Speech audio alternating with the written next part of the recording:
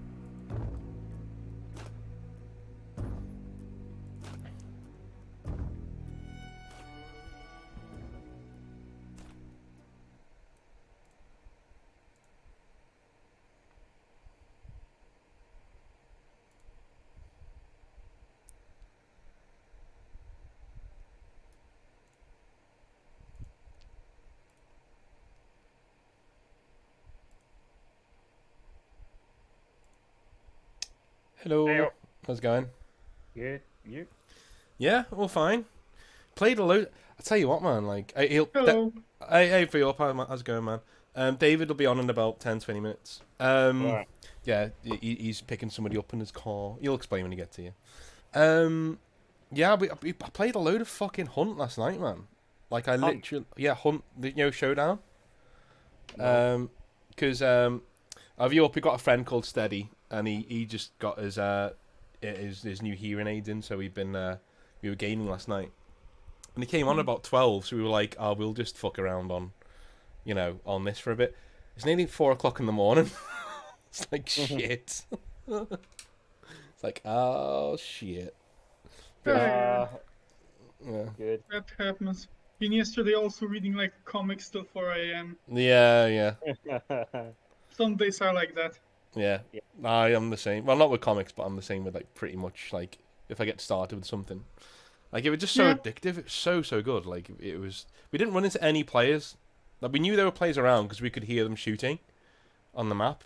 But like we were able to like kill monsters and extract before like anyone got to us. So it was a good one. We had fun, and it's very much like Blackcoat. And there's even a character in it called the Blackcoat. And I bought that son of a bitch. I was like, yeah, that's mine.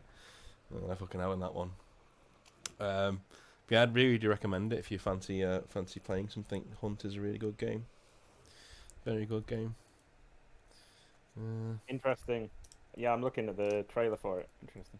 Yeah, it's pretty much like it's one of the main because people like when I show Blackcoats to people, they're like, oh, so it's like the Red Dead, and I was like, it's more like Hunt, and they don't know what that is. So I'm like, well, imagine a more gothic Hunt, and that's what Honestly, you it kind of reminds me of the game Bloodborne a lot. Yeah, The setting. yeah, it does. Yeah, it's got some of that in it, definitely. A similar period. Yeah, Hunting monsters. yeah. It's not as what's it about? I think Bloodborne's a lot more not medieval, but it's like more Renaissance, late Renaissance, isn't it? Because the guns aren't because the guns you've got are quite advanced, considering. Again, if you played Red Dead 2, those are the guns you've got basically, like revolvers, and there's machine guns, there's all sorts of shit. So yeah, it's Oh, one thing I forgot. Who was in the room last time when you saw the thing being birthed or starting to be birthed, and you had to stab it? You had to stab Jessica in the chest last time. Who was everyone? I would have seen that. You would have Only seen us that. three, I think. Because I think we all tried to attack it. Yeah, so everyone takes 3 sanity damage from that. I forgot last time. Okay, fair enough. I just looked at my notes. So, You should all be on 6, or one of you, few of you should be on 6. I think one of you's on 3. Oh, Sangern will be on 3 because he didn't see the first one being birthed. He was inside at the time. Yeah, I need to actually check I had it written down. Yeah.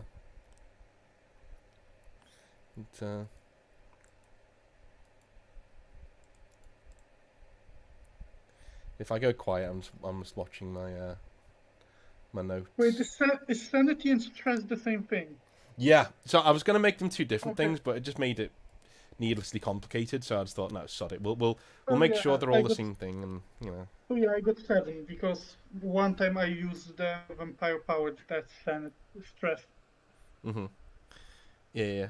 Well, it's not in response to the chat. It's not going to be not safe for work. Violence, definitely.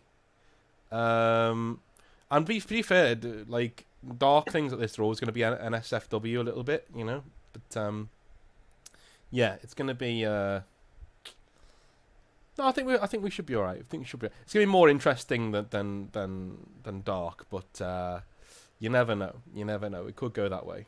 It definitely did last time. We'll see how many prostitutes of Europe wants to eat this week. Yeah, you didn't kill that girl, did you? No, just Okay. to unconsciousness, so she Right. doesn't instantly walk out. Yeah. So you made sure that she's not going to wake up like tonight or anything.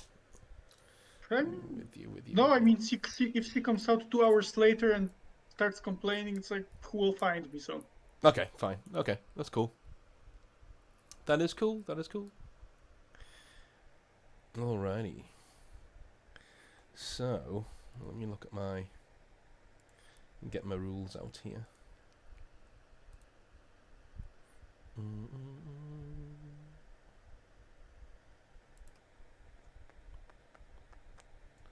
Brilliant. Okay. So last time you guys are basically, I'm not starting by the way, so don't panic. I'm not like rushing into it.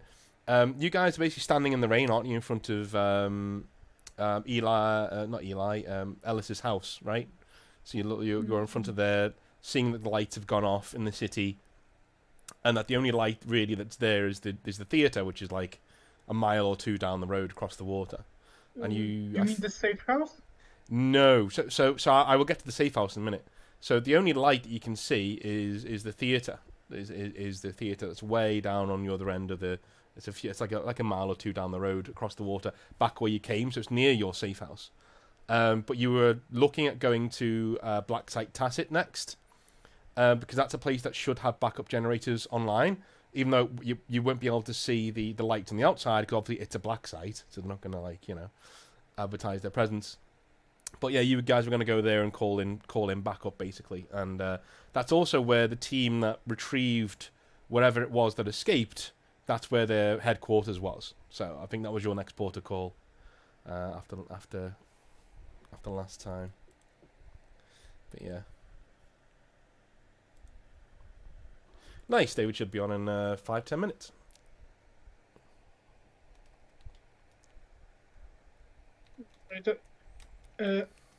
How far away are we from the black side? I would say you are 2 or 3 blocks away, like a 10-20 minute walk. Okay. Brisk walk. Yeah. So later for this session, will there be any liquor stores on the way?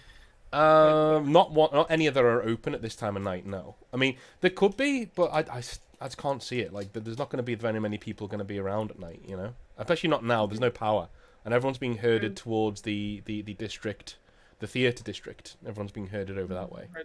I mean, it does not need to be open. I'm just asking because Molotov cocktails might be useful. Oh, okay. Well, you could always ask. Phil Berto if he's got any mixing alcohol on him. He's an alchemist, so he could have alcohol to mix things. And Just on hand? that would be up to him, because he's like again, I'm the DM where if it makes sense for you to have something, I'm not going to say you don't have it just on the fly. One of the best things about Blades in the Dark, which is one of my favorite games, is that there's a rewind mechanic. So if something happens to you, like if you're in a session and you're going into like a a noble estate or something, and you're saying, hey, you know, they go, hey, you're not allowed to come in here with any weapons. You can go, oh, I'm going to call a rewind, spend some stress. I'm going to call a rewind to earlier in the day where I planted some weapons in the toilet, so that you roleplay that. You know what I mean? I don't quite do that because it still wastes time, in my opinion. But I do like there's a rule in there that does say, like, if you've got, say, Matt's character, there's no reason why Filberto wouldn't have mixing alcohol on him. You know, so I'm not going to say like, oh, it's not in your inventory, so it's not there. It's like, yeah, of course it is. Like, cause, you know, it depends on the strength of it depends on me, but like, you know, there's nothing stopping Matt from having some alcohol on him. Makes sense. Cheers, Charlie. Maybe, Sorry, mate. Go on. maybe a bottle or something as well. You might want. Yeah. So on your coat, Filberto, where's the so you do you have like bandoliers of like mixing agents? Yeah, on I you? would do. Oh, okay, cool. That's cool. But it'd be in small vials. It wouldn't be in any like single. Yeah, it'd be Yeah, small sure. vials of stuff. Yeah, so you just like take them out and shake them and then Yeah. decant them. Okay, cool. Do you have anything that you drink when you're walking down the road, or? I'd have like a bottle of water or something. I wouldn't actually have it. It wouldn't actually be. No, I wouldn't have anything that would be like a potion or anything like that. Okay, that's fine. That's fine. Maybe is maybe cool. something to detox, but nothing. So make a note of that, Viorp, when we start. Like, you might want to ask for some alcohol Okay. to get yourself going. Right, pretty cool.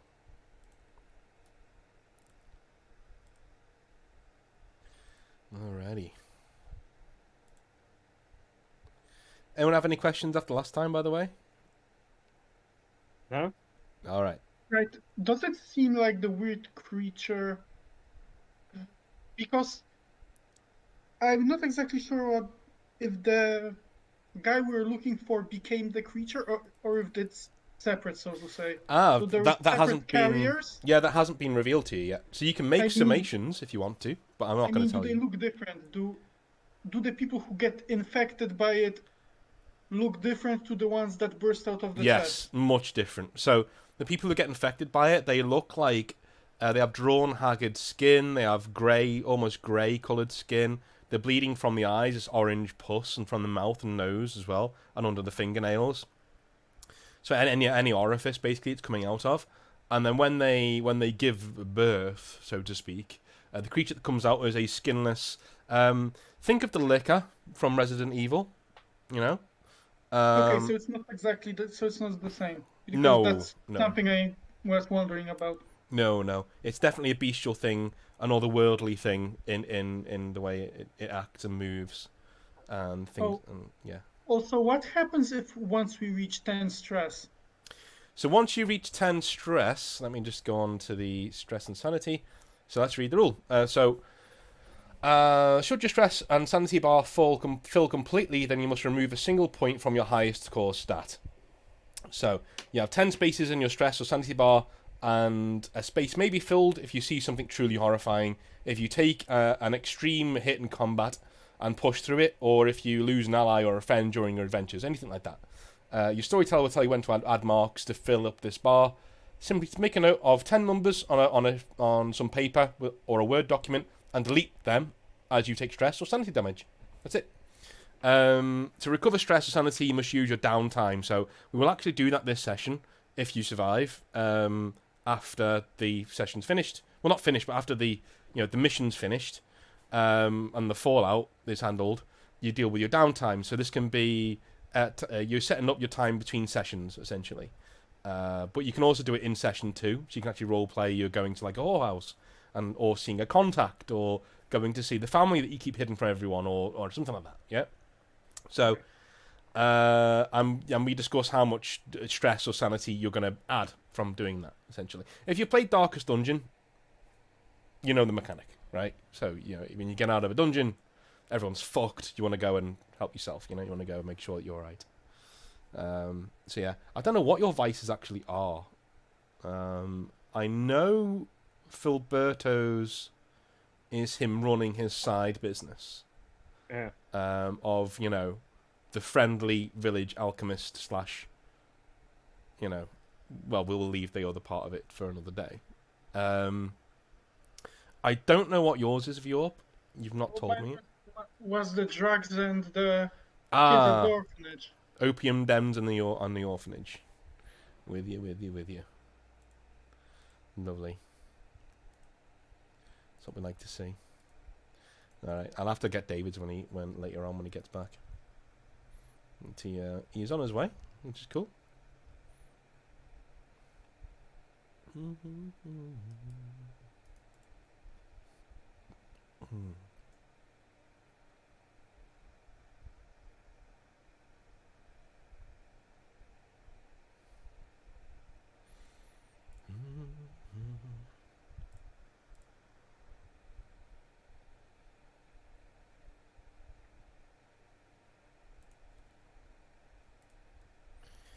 Alrighty.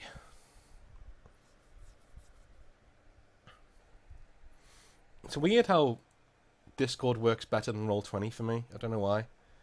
Maybe I just prefer like descriptum. I'm not relying on a map to show you where things are. I've got to describe it to you, and maybe it immerses people a lot more. I'm not leaning on it.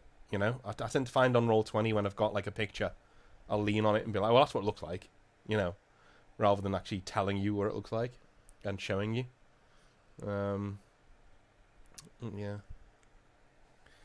But yeah, how much stress do you guys have? You guys both have 6 at the moment. Yeah. I have 7. Ooh, shit. Okay.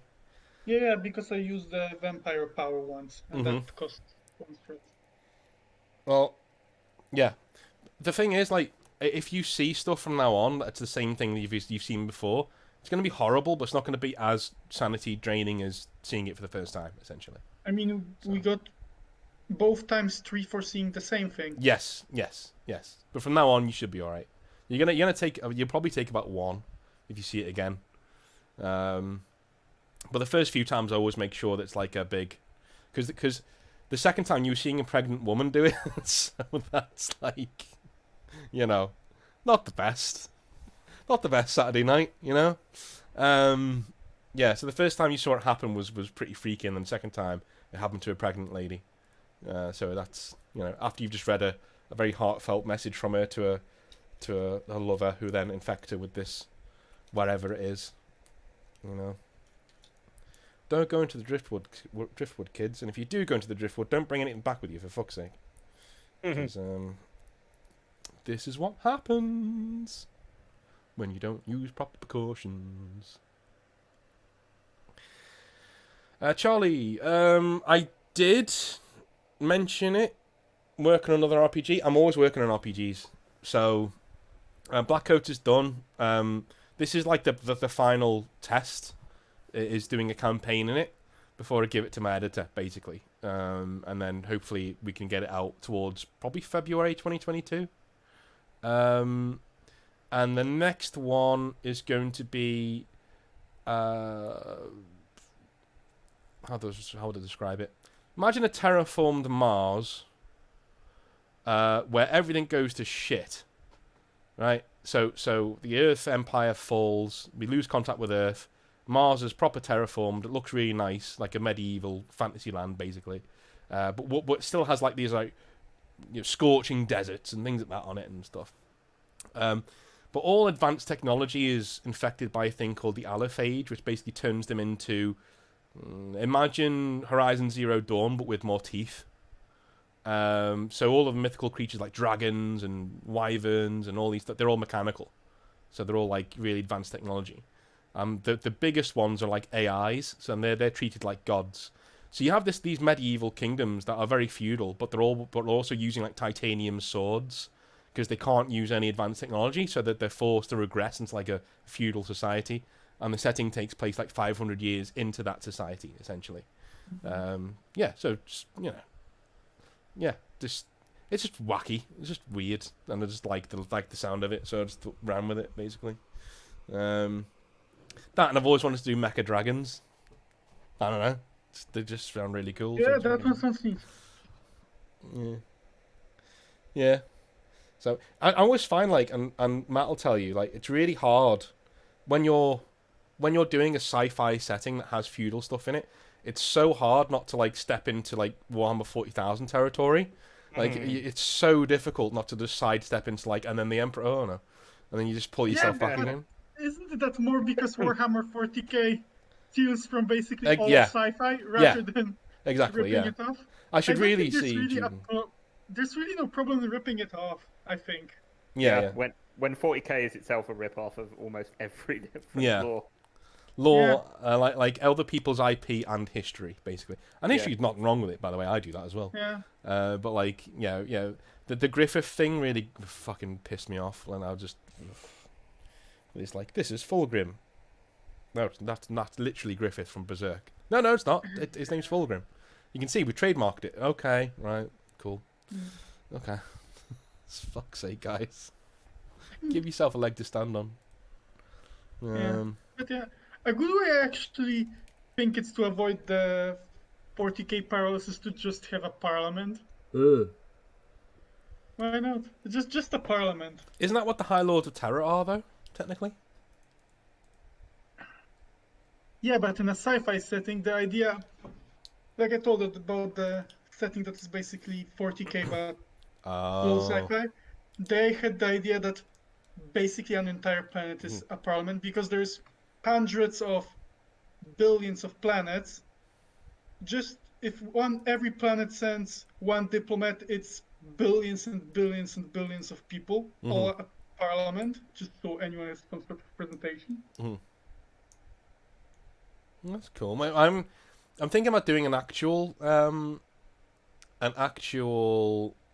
sci-fi setting, but those are really difficult ones I find for me to write. Like fantasy stuff, I got it down. I can make it different enough where it's my own thing.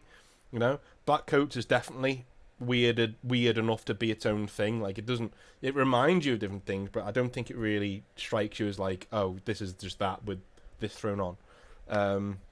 Whereas doing anything sci-fi, it's just been done. Like there's not much you can do with it. You know, like whether it's The Expanse or it's Warhammer 40,000 or Star Wars or Dune or Starship Troopers. It's all been done. Like there's nothing really that you can do on your own. I mean, even Cyberpunk 2077. It's all been done. There's nothing new under the sun when it comes to that. Whereas, But if one really thinks about it, that's kind of the same fantasy.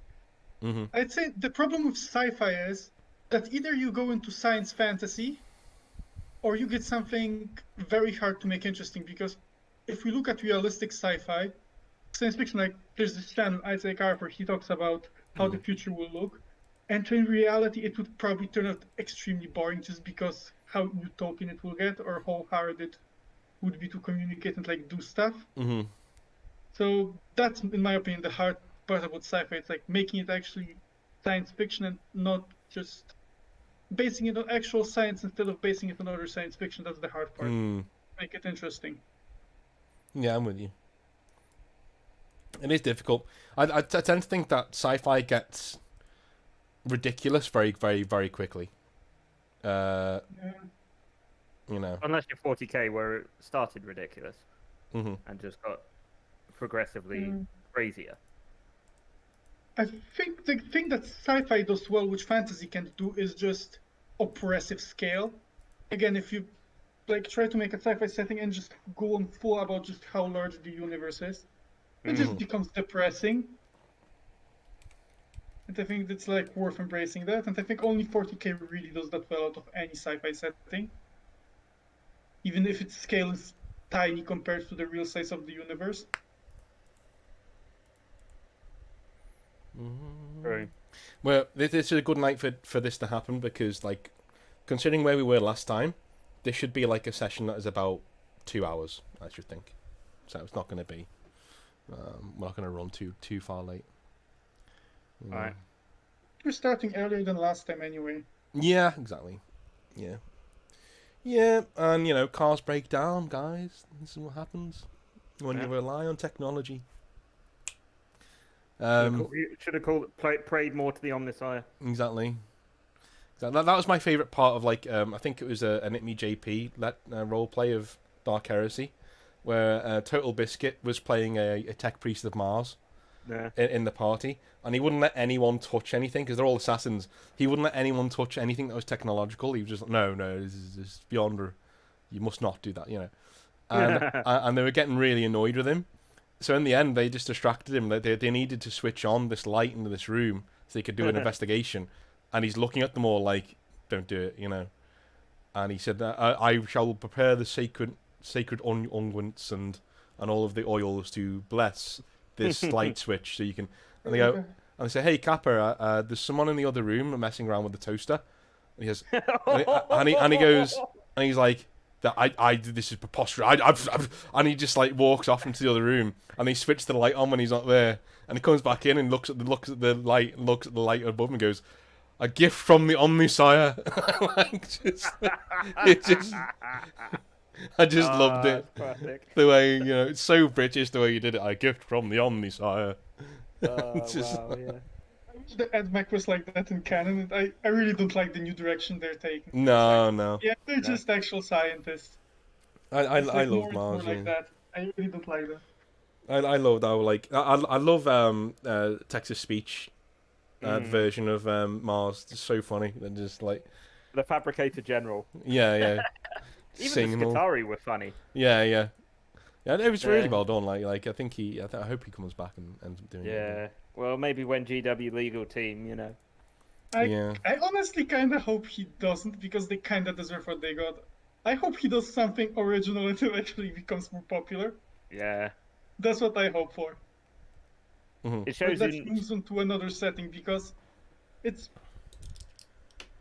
what GV Pult is just such an awful thing. I really hope nobody, even if they reverse it, nobody ever gets like involved into doing animations for 40k. Yeah. Well, I guess they had to defend their IP, and because they've got this Warhammer Plus, it was either they had to defend that IP point, or they'd lose it in one jurisdiction, which meant if they lost it in that jurisdiction, well, everyone just takes them to court in that jurisdiction, and they win, and they lose some of their IP security. I don't like it, but No. that's patent law for you. Even Star Trek doesn't do that. Star Trek lets fan movies be made, and they have a pretty strict policy. This is really not how it works. There is a legal gray zone, and I think the thing that they actually wanted to do is to get animators to work for them, and they basically just wanted to steal people's jobs, so they have basically no choice but to work for them. Well, looking at YouTube's rules, if it's parody, it's like fair game. Yeah. You're pretty much allowed to do what you want as long as it's parody and it's differentiating from what you're taking the piss of. It's fine. Yeah, you could argue that TTS was a parody, but then you could also argue that if you want to start getting really pedantic and petty, you could probably go, well, yes, the whole episode was a parody, but individual sequences weren't sufficiently parody for. You could basically turn it into a legal battle, and it just turns into legal hell. Admittedly, TTS, as time progressed, stopped being less and less of a parody and more of an alternate universe. Yeah. I saw Damon's comment in the chat there. I was talking about opium before, and I sort of clicked away halfway through the comment. It's like, I have decided to light a pipe of, and then I just clicked away and was like, whoa, what? And came back and it was like vanilla tobacco. I was like, okay, cool. Well, he's literally sitting there going, I am smoking some opium since it is in the setting. I'm going to sit here and, fetch me the crack pipe. Yeah. Calm down, Snoop. Right, I'll be back in 1 minute. I'm just going to go get a drink. Same. Smoky something.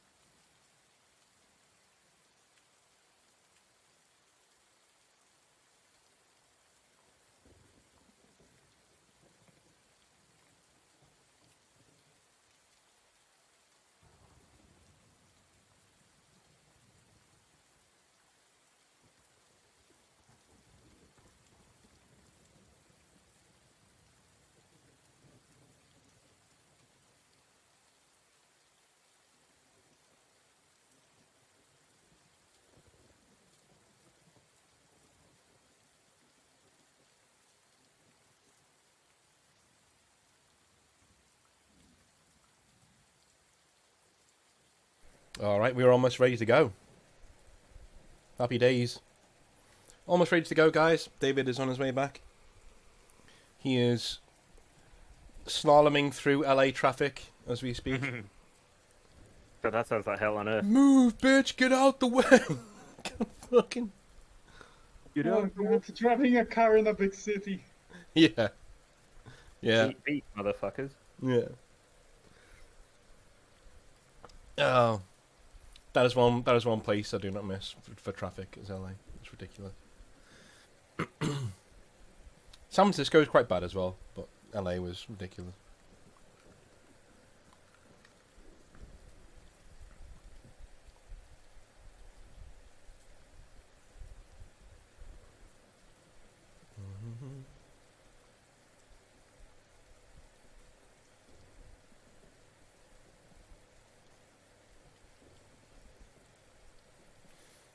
So no more questions, no more. Nothing like that. Before we get going. No. Fair do. Is your tooth doing alright if you're performing? Let me go anyway. It's okay, it still kinda lingers, but at least there's no more swelling. Mm-hmm. Generally fine now. Mm-hmm.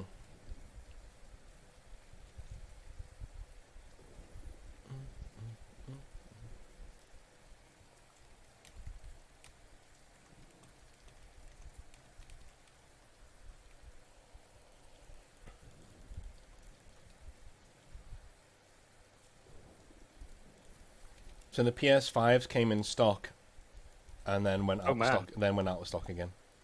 You see the microchip shortage still going on. Yeah, and scalpers. The only reason I want one is to play Ghost of Tsushima on in 4K. That's pretty much the only reason. Now. But then if they announce it for PC, then I'll just not. I'll just not get it. I'll just not get the PS5, which is why I think they're not announcing it until the PS5, has a good run of having lots of units to sell, and then they'll announce it for PC. So I can wait, to be honest. Even though it is phenomenal as games go.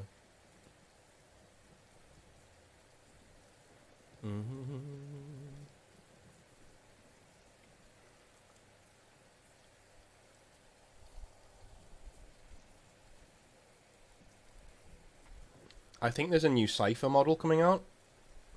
Ooh. It's actually quite a newly done model anyway. Yeah, it is. Okay. Well, at least it's no longer Primaris Lieutenants. There you go. Yeah, it's either from what I know new Stormcast stuff's coming out, and I want that to come out because I need it for my Grey Knights. But yeah, and I think now there's a new Cypher coming out, which I didn't think was needed at all. But there you go. There you go. He was a part of the triumvirate, wasn't he? The Gilliman box. Or was he in the Gilliman box? Yeah, he was in the Gilliman box. Yeah, I think it was. Yeah. No, I thought it was Gilliman. Voldus. Wasn't it Voldus? Maybe it was Voldus. Oh yeah, that one, that triumvirate, not the other one. Because I had one of the parts of the one with Call. But I think that was Agents of the Imperium or something. Yeah, wasn't Call on his own? No, he was with Celestine. Oh, okay. Celestine, some Gemini and Call got into a box. I think it was called Agents of the Imperium that was done at the end of. I think it was the end of 7th, literally slap bang at the end of it. Just as they were about to end times 40k. Yeah. We had loads of phone calls about that in the store. People getting really pissed off, and I was like, "It's not the end times. Don't worry, it's not the end times." No, it definitely is. Well, all right, all right then. I'm sure you know more than me. Being some dude living in fucking bumfuck Herefordshire. They're probably. Yeah, I guess you can say you've actually spoken to the guy who's writing the fluff. Yeah. Whereas all the where they probably just lived on Fight 212 when that was still relevant. Mm-hmm. Inhaling all the conspiracies from there. In response to that question, Damien, I would say anywhere from it's small arms fire, so you're looking at anything from around 25 to 50 years after the American Civil War, that kind of caliber. So you got your revolvers, you got hand cannons, you got pistols, you've got primitive machine guns, sniper rifles, lever action rifles, my favourite. Things like that. So Can't ever go wrong with a pump action shotgun though. No. Which I think probably would just be about the right era. Yes. You're looking at 12 gauge shotguns, 20 gauge shotguns. Oh. You're looking at 357 Magnum ammo, stuff like that. Like that. That's .357 Magnum ammo. You got 9mm ammo would be a thing. There's no reason why it wouldn't be a thing. There are very rare energy weapons too, but they're like so rare that they're not even. It's not even worth going into like using them and stuff. And in terms of melee weapons, axes, staves. I'm kind of panicking about this party because there's no guns at all, basically, apart from mats, which shoots needles, and syringes. Yeah. But, it turned out surprisingly melee focused. Yeah, and it's going to be quite interesting to see you go up against some of the absolute because as you saw last time, you were against those monstrosities, weren't you? And you're getting absolutely pummeled at times. Yeah, I lost more than half my health in one hit. Yeah. That's why I'm glad that I have dynamite, and that's why I need to get a lot of Molotov cocktails. Well, that was a glancing hit too. It wasn't even a very good hit. No, I think he hit straight into my arm or something. Yeah. So he wasn't able to get you, properly. But yeah, Damien. Yeah, exactly. So you can actually get quite high caliber rounds, really, considering the setting that we're in. But I would, nowhere near like we're not talking like Call of Duty Warzone type. There's no submachine guns or anything like that at all. But yeah, so it should be pretty cool. There are rocket launchers too. But they're not very reliable. I guess they're more like you literally just stick a lit rocket in a tube. Yeah. Fire it in the general direction. Exactly. I mean, given that the Chinese had those in 12th century or something? Yeah. So, I think... Like a witch or something like that. Yeah. So I guess makes sense. I just saw this video of the guy Ray Park, the guy who played Darth Maul, doing like spins with like a saber staff. He's like, doing all that stuff. And he's not in costume. There's an actual really good Darth Maul costume standing nearby with his hands behind his sides, looking really sad as he watches it. I just thought it was fucking hilarious. Classic. Fucking hell. Oh.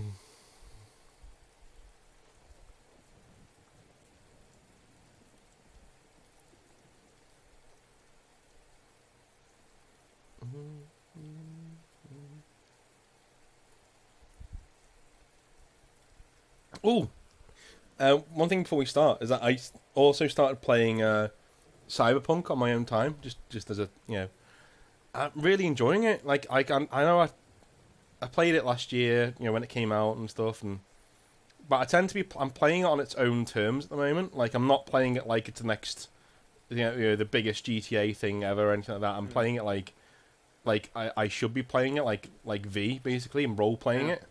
And when I'm Yeah. role playing it, I'm not seeing any bugs or any like missing features because, you know, There was a bugged quest. I don't know if that got patched. which one? I think there was a family that came to you or something. Oh, I couldn't that- get into yeah, their apartment. I was fine with that when it came out, so I'm not sure. Yeah, that might have been I didn't patched get or not patched. any major bugs either. But I have to say, the game has a very bad design premise. So they make an open world game, but make the storyline feel like you need to just progress as fast as possible, and then you can't play Yeah, after. no, I'm with you on that one. Yeah. New Vegas did that too. I remember I got really confused from playing it the first time because I thought it was actually timer based when the thing kicks in and you die. So I tried to rush the storyline and then do the side missions after, and then I finished the game in one day, and I'm confused because it was way too short. Like it's what 1/4 of the Witcher storyline. Yeah.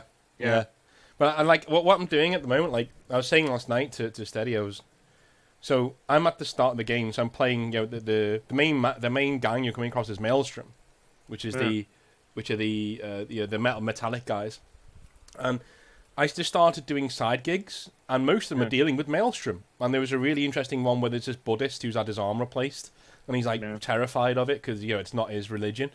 And he says, "Go and get these guys. They've stolen my brother." Blah blah. And I was like, "Oh, that's really interesting." So I'm actually role playing it that way and taking it really slowly, and it's working a lot better. Let me just say the hey Exile, looks like you finally got your game up and running. Yeah, Oblivion, thank you, man. We're going to be starting in the next couple of minutes because one of our players was stranded in LA traffic, so he'll be here in a couple of minutes. Yeah. So how does armor work, if at all? So armor in this game, it takes away incoming damage. So it doesn't give you an armor save or anything like that. It just takes away. So say you take 10 damage, and every piece of armor that you've got adds up to about 5 or 5. Then you take 5 damage. That's it. Every weapon has armor negation too.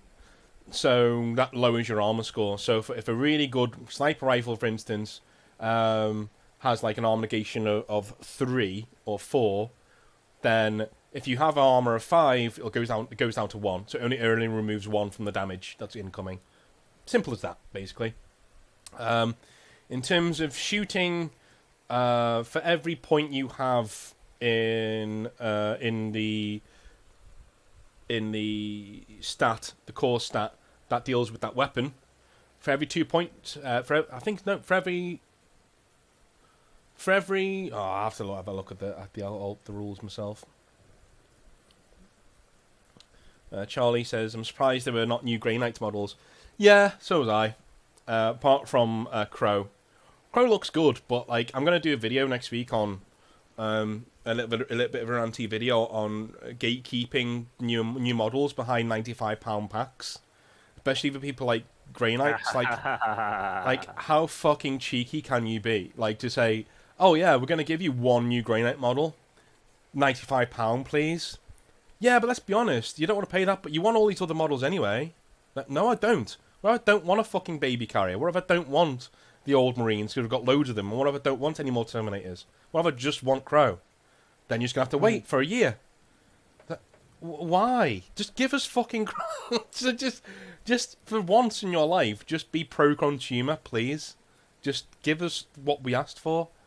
Don't give us 1% of what we asked for, and then gatekeep it behind a £95 pack that it comes in. And people saying to me, people actually defending them online, saying, "Yeah, but if you look at the value of the pack, it's actually getting a quite good discount." Motherfucker, they decide what the prices are. It's not a discount. like they decide that Grey Knights cost that much money for shitty old models. That's their decision, and it just fucking annoys me. There's no reason to defend them. They do not have your best interests at heart. They really don't. They just want your money. That's all they want. Exactly. I stand behind the. I'm actually going to put that. I'm actually going to put that on the main screen there. So, in response to your question, Charlie, Matt has provided a very succinct answer. Stonks.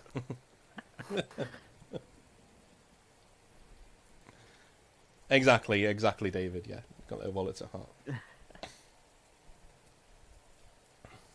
And yet, you complain now, and yet you'll still be buying that £95 box to get that exact wit. I'm not paying £95 to get Castellan Crow, man. I'm not doing it.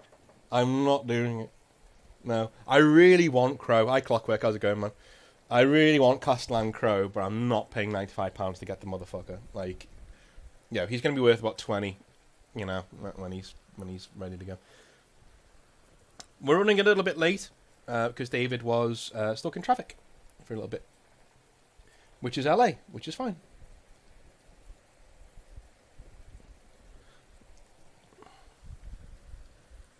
To this rule set, no. So Blackcoats has its own rule set.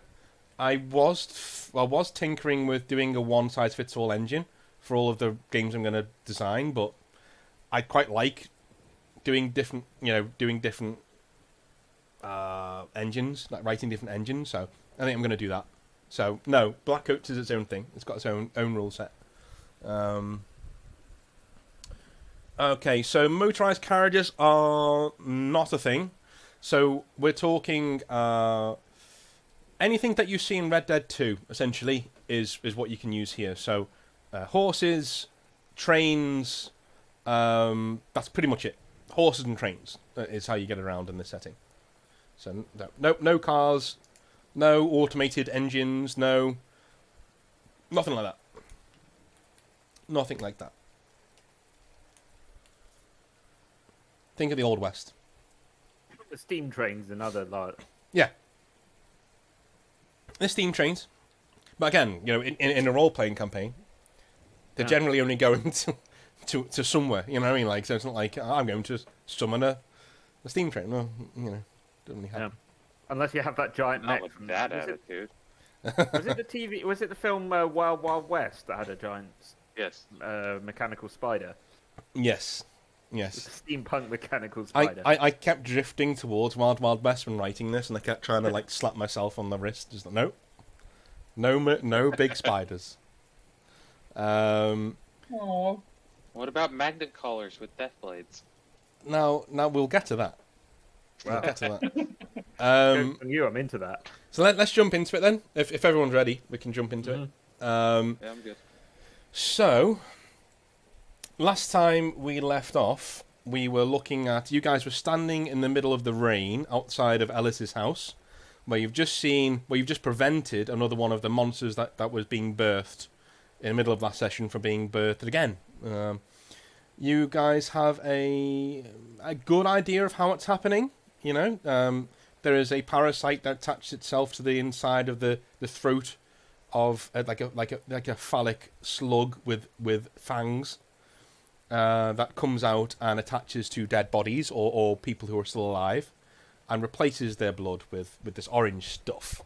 Okay, which then eventually creates an alien-like scenario where a monster bursts out of the body of the person who's been infected. All right. Not just that though. Obviously, there is a quote unquote sexual part to this monster and how it's operating, which you haven't really figured out yet. What you have figured out is that the lights of New Corinth or at least this section of New Corinth, are being switched off bit by bit, and the only lights you can see on the horizon right now are from a theatre, or a theatre building, which is a mile or two to the north of where you are now. It's actually back in the direction of where your safe house is.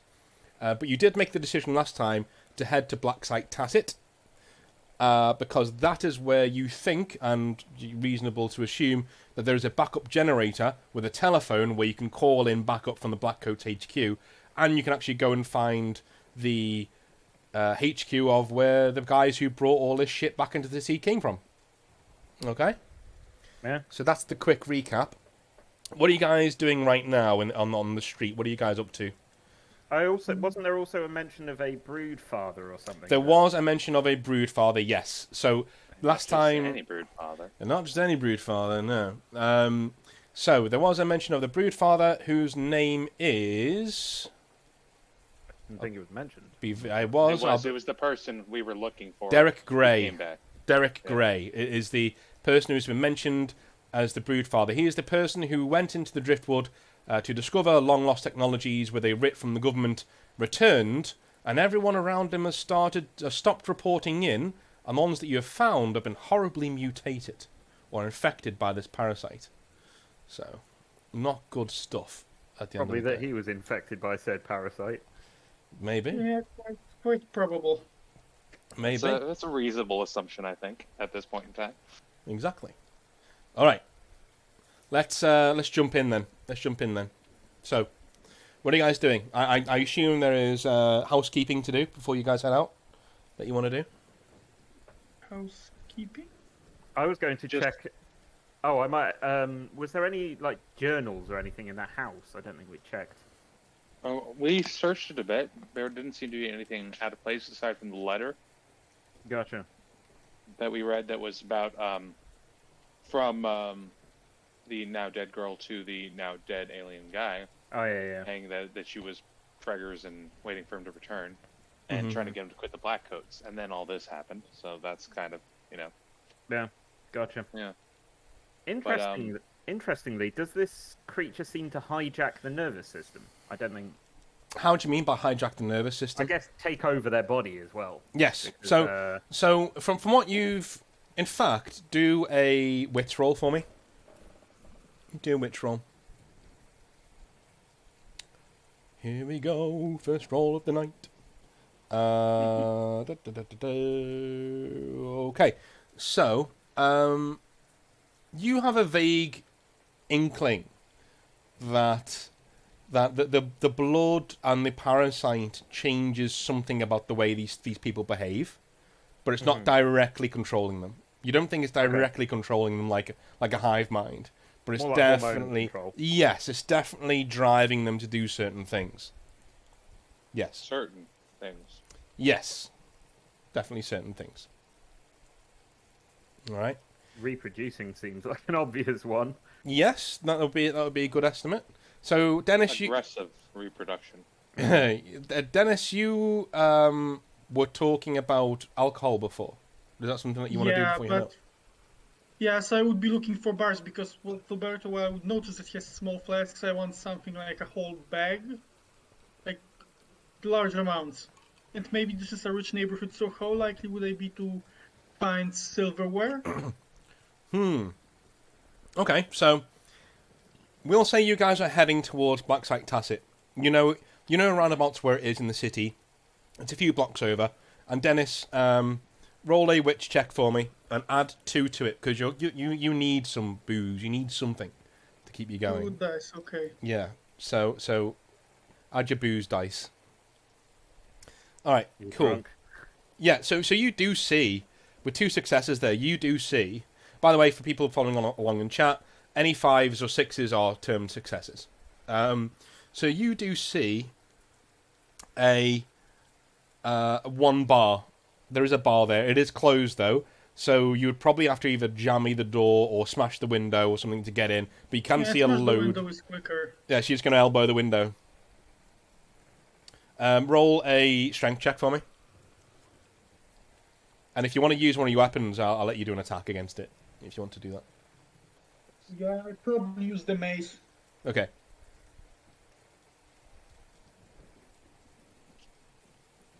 Alright, so yeah, you smash through this glass window, and you're going to just step inside and, like, just start rifling through. What are you looking for? Rum, vodka? What is it you're looking for? The strongest alcohol, so probably vodka. Vodka, yeah. So there's some decent vodka in there. You know the types. You take some down. Are you just going to down it there and then, or are you going to take it with you? Well, I'm taking it with me. Maybe I took a sip or 2. Oh yeah, so you chug a little bit of it and then put the stopper on, put it in your coat. I wrap it in my clothes, like make a rudimentary bag of like a cloth nearby, so just that I can take as many bottles as possible. Maybe. Okay. I don't know, 8. You climb out of the window again onto the street, and you can just see Alberto and Sangan just looking at you. Just I look at Definitely Dennis have and be my like, hands on my hips. And I'm yeah, I'll shaking be my like, head. was that really necessary? We'll know afterwards. I'm definitely doing the whole I'm not mad, I'm just disappointed look. so, time is of the essence. People are moving towards the theatre district, which is the only place with light and, as far as you know, heat and warmth and things like that. And that's where they're being shepherded by the Redcoats too. The Redcoats have had orders. There are general orders around, but every single district in New Corinth will have orders that if there's a power cut or power shortage or heating goes out or whatever, or a storm shield goes out, you go to a certain building in a district that's very defensible. And this is what's happening. It's like an emergency protocol has come down, automatic. So there's nothing really sinister in it. It's just what the Redcoats do. They just shepherd people over there. A bit sinister because it seems like the people are being herded there by whatever is turning off the lights. Yes, Do we that know is. that's bad? Mm-hmm. Or a witch roll or? That is. Do a ritual. Yeah, fine. Yeah, cool. Yeah, I like it I'll when do people ask me to do rolls. Yeah, go for it. Both of you go for it. And Sangon's like jumping from toe to toe, like really wanting to get the fuck out of here and get on with it. But, Yep, he's just like, this is. Well, I mean, he is curious about making sure, like, glancing at people's faces mm-hmm. to see if they look anything like what the, infected people have seen so far. Yes. Yeah. Okay. Yeah. You're not seeing that so But far. no. You're not seeing that so Yeah. far. So, Dennis, you know pretty much. Now, this is a normal standard protocol. In fact, it's happened before. It happened like a few weeks ago. There was a power cut, and people went towards the theatre district. It happens every now and again. You don't have to go. You can stay in your own homes if you want. They're not going to come and like drag you out because they don't care. I mean, the last time you guys didn't go, like you've been together now for a month or two. Like you haven't done any missions yet, but you've been in the same place. You didn't go, when it happened. So yeah, it's pretty normal. Pretty standard fare. Why would you normally need to seek an emergency shelter just if the power goes out? Because we are in the depths. We're getting into fall and autumn, and autumn in this setting is incredibly harsh, and winter even more so. So without right on a stormy sea. So yeah, and you're right on the sea. So, and also this is a country at war. So the Duskfall Empire is at war with the Dominion, and for all they know, this could be sabotage. So they want to get everyone to one place. And, Okay, gotcha. yeah, like the Blitz. So, are you guys heading on to Blacksite Tacit, or are you guys hanging around? What are you going to do? I believe the intention was to head to Blacksite Tacit, just Yeah. Carefully, cautiously. Yeah, let's go. Okay. Yeah. So you guys head down the rain-soaked streets. It's the dead of night now. We're approaching midnight. You see people huddled around in their coats and cloaks that they're shuffling past you. The crowds are gone now. These are the stragglers, and so you see a family that there's a woman there with two little tykes, and she's like pulling them along down the street. And one of them's crying, rubbing his eyes because it's really late and he just wants to go to bed basically. And she sidesteps you. Says, "Sorry, gentlemen," as you guys are going in the opposite direction. And finally, you come to Watermark Street. And Watermark Street is, of course, where Blacksite Tacit is. And as you walk down the street, you get to the... it's supposed to be on 22 Watermark Street. There is no 22 Watermark Street, though. You've gotten to... unlike the real world, which is ridiculous in the way that the numbers jump around from side to side, in this setting, they go 1, 2, 3, 4, all the way up one side and then all the way down the other. You get to 21 and then 23.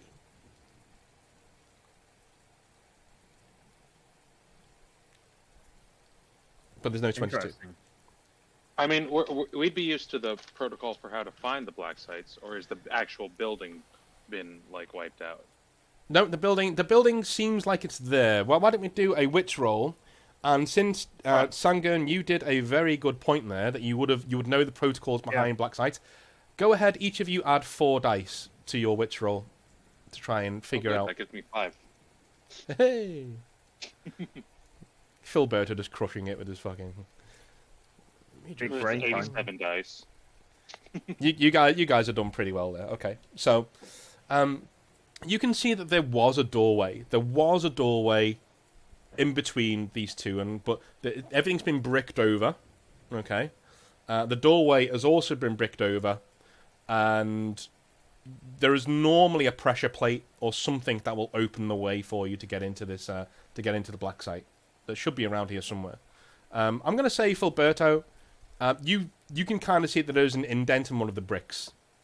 One of the bricks doesn't look like it's in the mortar, basically. Fair enough. I'm going to press that. Okay, so as soon as you press it, you can beneath your feet you can feel like a grinding and a pulling, and all of a sudden you're sliding to the left. Like Nice. just you're sliding to the left. What do you want to do?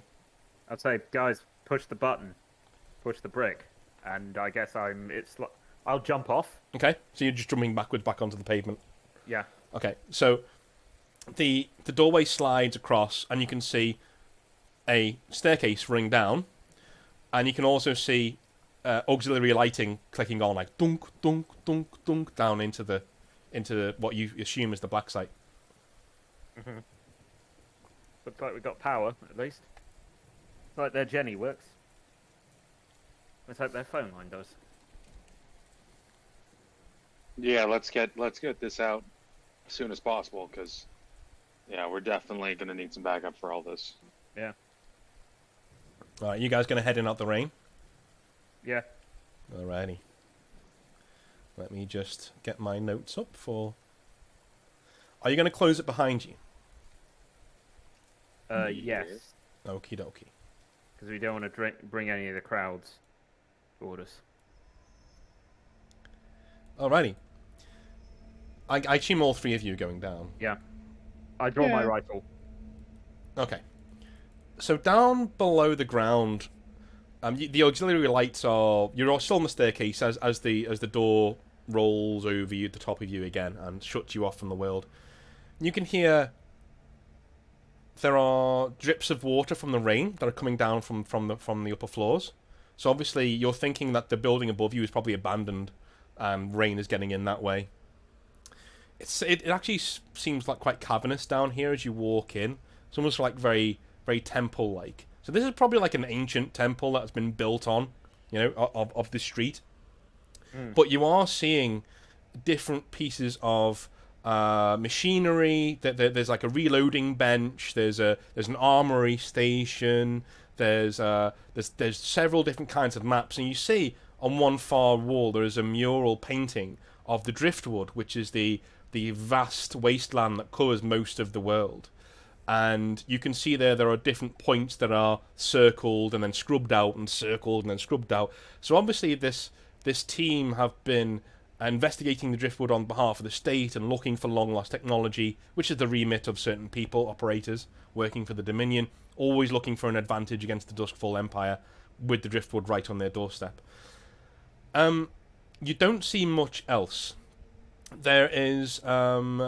if you look around, you can see there are 3 signs above. There is dormitories on the right. So this is like the main hub area. There's dormitories on the right, and there's a corridor leading down that way. In front of you, there's restrooms, so basically just a normal, place to go and, relieve yourself or take a shower. On the left is anomaly control. Anomaly control on the left. That sounds promising. Yeah, I'd say we have a look in there. I'm not going to the anomaly control. Okay, you're gonna hang around here. Do we Can I previously go know to the anything about armory? this black site? One at a time. Do we know anything previously about this black site? Blackcoat black sites are normally places where the Blackcoats store anomalies. So these anomalies can either be quite dangerous, but if they're in the city, normally they're quite benign, or they're just very interesting. There's very interesting paranormal things. You're in the middle, not in the middle of New Corinth, but you're still in New Corinth. So the chances that they're storing anything that can harm you here are quite low. And it certainly does seem that whatever they were storing here has got out, because now you're now dealing with it. So obviously they didn't know how to handle something that was aggressive. So with your Blackcoat training, the odds are there's not going to be much here that's going to be able to just like rip your throat out.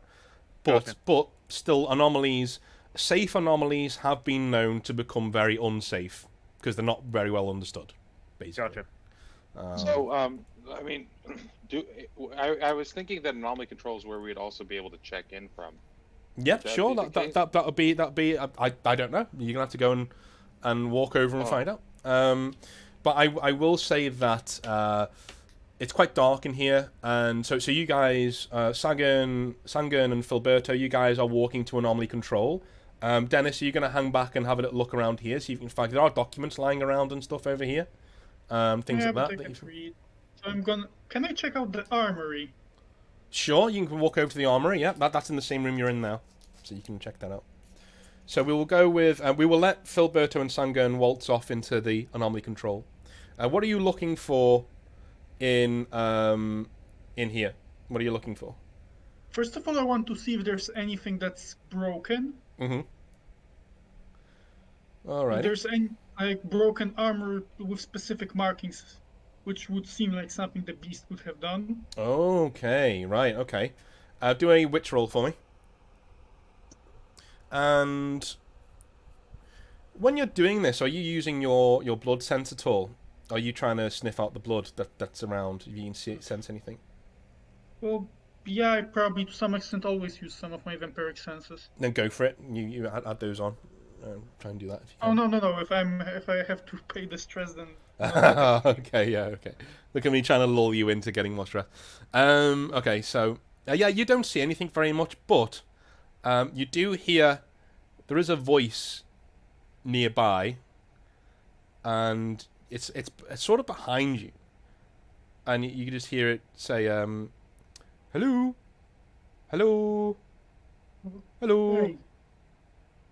Can I estimate how close behind me it is? It's about 15 feet behind you. Hello. Is there any sort of shield which I could quickly grab? Yeah, there are pieces of plate metal around you that you can just pick up if you want to. Okay, so I would grab a piece of plate metal and turn around quickly. All right, you don't see anything there. Go ahead and do a witch roll for me to try and figure out what the fuck's going on. Go ahead and add 3 dice to it, because it's not difficult basically. Should I roll extra because I rolled quick? Just roll extra 3. Yeah, just roll an extra 3. All right, cool. So you're getting the sense. There's no successes there, but they're close enough that you're getting a sense that there's no echo for this voice in the room. And you just hear hello. Hello. Can't see you. I saw you, and now you've walked away. Come back. Very rude. First, tell me who you are, then I will come back. I live here. Hello? No, not where you live. Who you are. Ooh. And you can hear like a rustling sound over near the papers on the other side of the room, and you can sort of see there's a box, and it's sort of like moving to the side, like someone shuffling it from inside with their weight, and the box is about 1 foot across and 2 foot wide and 2 feet tall, and it's made of glass, and it's just going zhunk, zhunk, zhunk across the table, and you see inside, sorry, there is actually a faux tree in there, like a bonsai tree, and there's like a lake there. Yeah, and you just and you can hear something inside, but not inside. It's in your head. Say hello. My name is Ken. Hello, Ken. Are you a tiny tree? No. Can you not see me? No, that's not important anyway. Do you remember the people which used to come here before us? Quite sadly, he says, yes. They would feed me. They would feed me live things sometimes. What do you eat? Mice. Sometimes snake. Don't have that. Do you want some alcohol? I'm not supposed to have alcohol. Not at the last time. They're not here. Do you want some? Why not? So yeah, I pour some alcohol on top of the box. Okay. He's like, like, you hear like a rustling sound, and underneath some leaves is a very large tarantula that crawls out and looks up, and he Nope. and says, and inside your head you can hear, how am I? Normally they use and he taps one of his forelegs on like the water spreader, the water blip thing on the side of like on like a cage. They use this. Yes, okay. I follow the spider's instructions. Okay, so you dip it in, and he just drinks it, and he goes, duskful barley, good stuff. So, anyway, let's continue. Did you see some sort of creature, I don't know, ugly, pooses orange stuff, something like that? Yes, the commotion knocked me into all of these papers. Ah, Yes. man, that's harsh. So, do you know what happened to all the people here that used to be here? They're kinda out there murdering, raping stuff. Ooh. As far as I know, they walked into their dormitories and they never came out. I heard a big commotion in there, and a lot of how do I say? Not all bad noises. But then the noises stopped. Did they ever come out after? No. Where are those dormitories? And he like turns around, like points one of the forelegs forward and goes, sign, right hand side. Okay. Does the door... That's more of a question towards the stream. Does the dormitory door open towards me or towards the other side? It looks like it's bolted shut from the inside, from here. Okay, just in case I just say wait here for a bit and start stacking boxes in front of it. Okay. Cool. I just don't want anything from there to come out, and as soon as I'm done barricading the door, I join the others. As you do that, like you hear the spider behind you go say, "You're not going to use my box to do that," because he notices you're getting close. Like the boxes are being removed quite close to him, and he's just like, No. You're coming with me to meet the others I came here with. "Oh, I can't just leave you here. You're I don't know. You're a person. Were you a person? Did someone turn you into a spider? no." No, I ate Egg Mother, and then I was found, and then I came here. Man, and they just keep you in a box. Harsh life. Yeah. Oh, when you're with the others, don't say anything. They might. Otherwise, I might be able to get you out of here. Sweet. He said, "Mum's the word," as they say. All right, so you're gonna like pick up the case.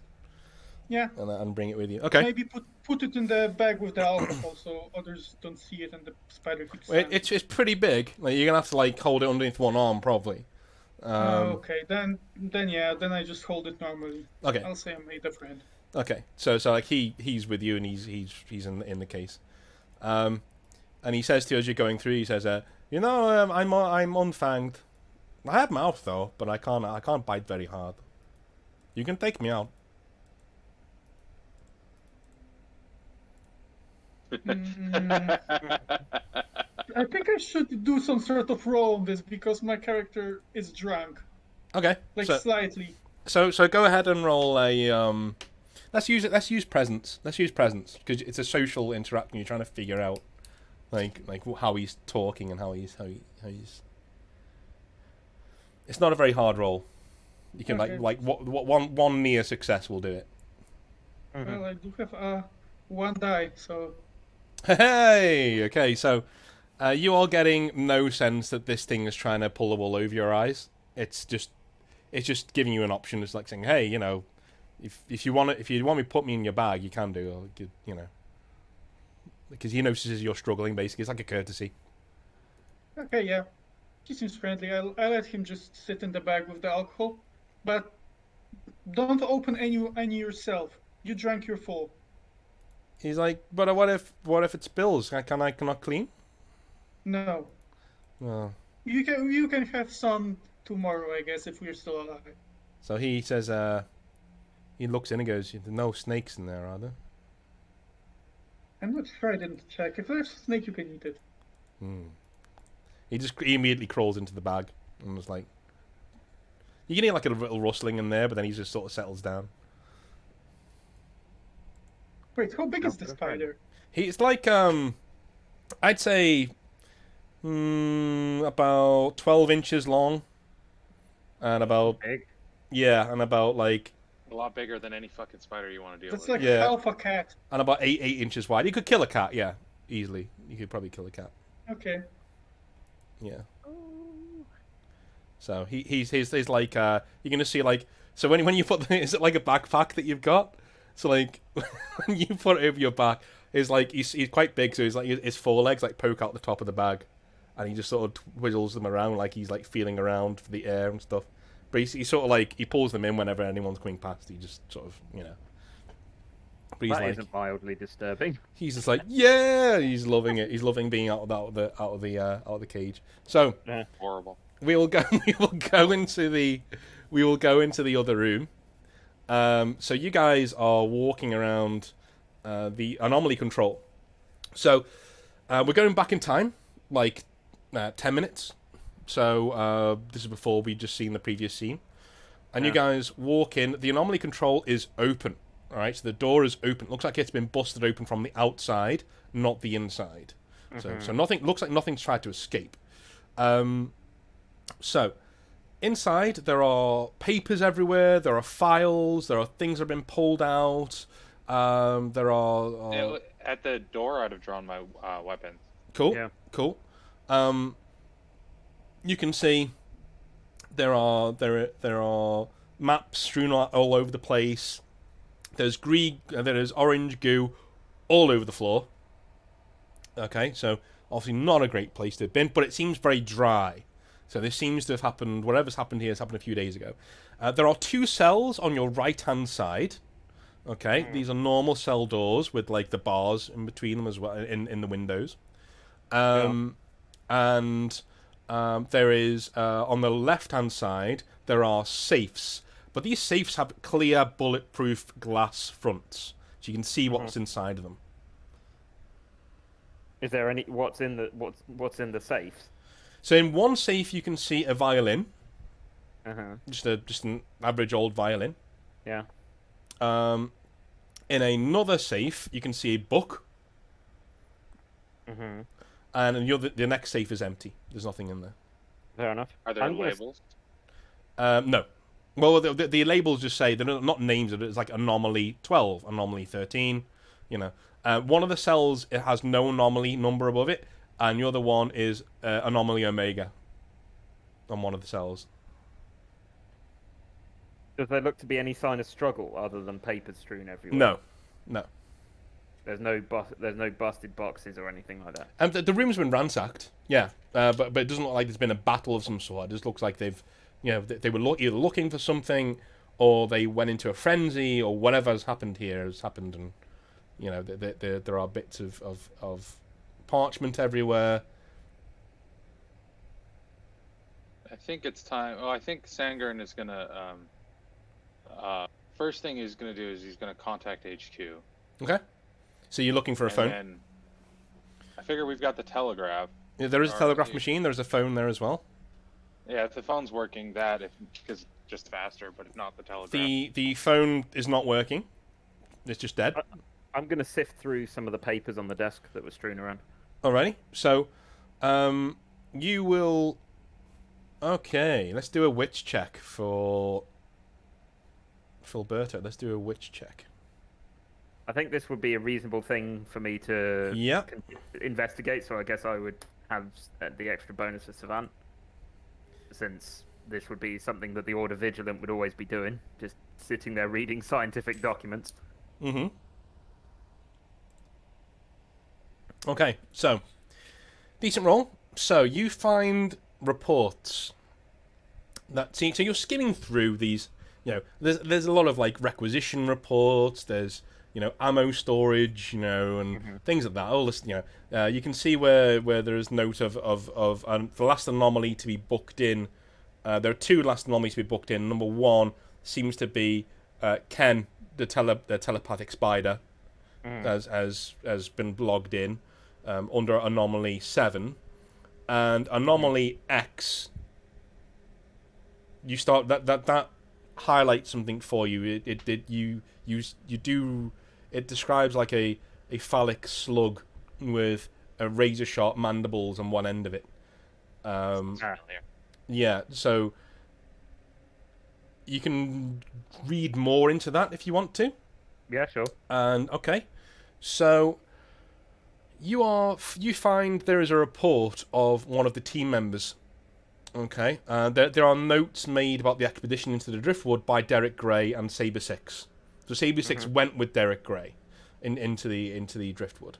Would you like to read these in full? Yeah, I would. Okay, so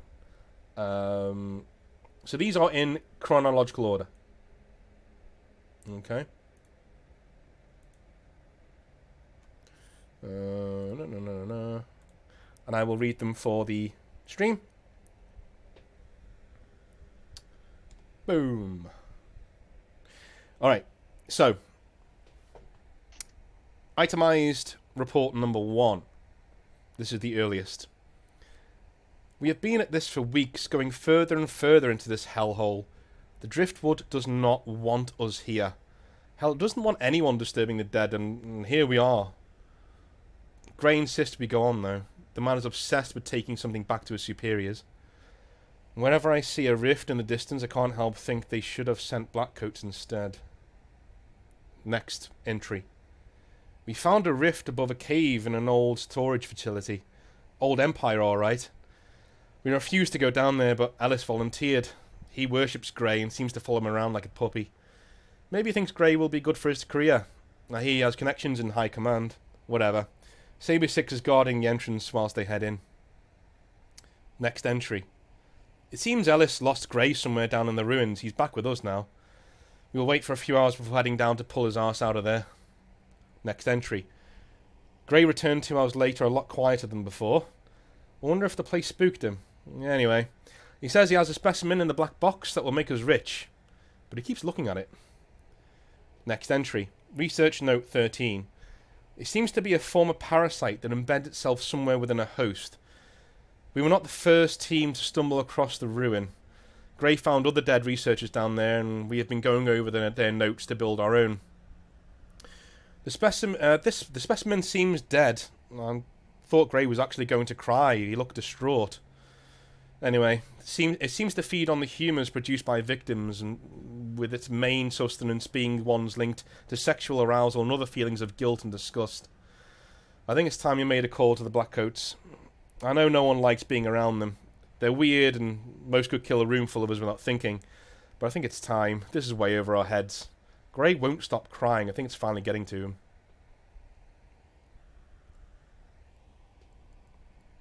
Interesting. Interesting indeed.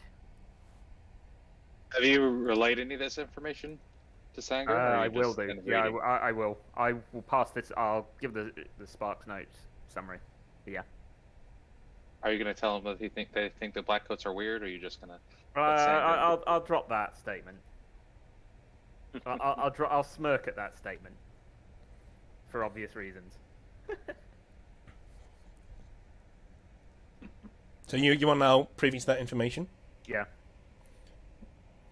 And I'll also mention about the spider. Anomaly 7 as well. So, the only thing, if you're looking around the room, the only things you guys haven't checked are the safes and the cells. There isn't a set of keys lying around by the goop or anything, is there? Have a perception, a wits roll. Go ahead and add 2 dice to it.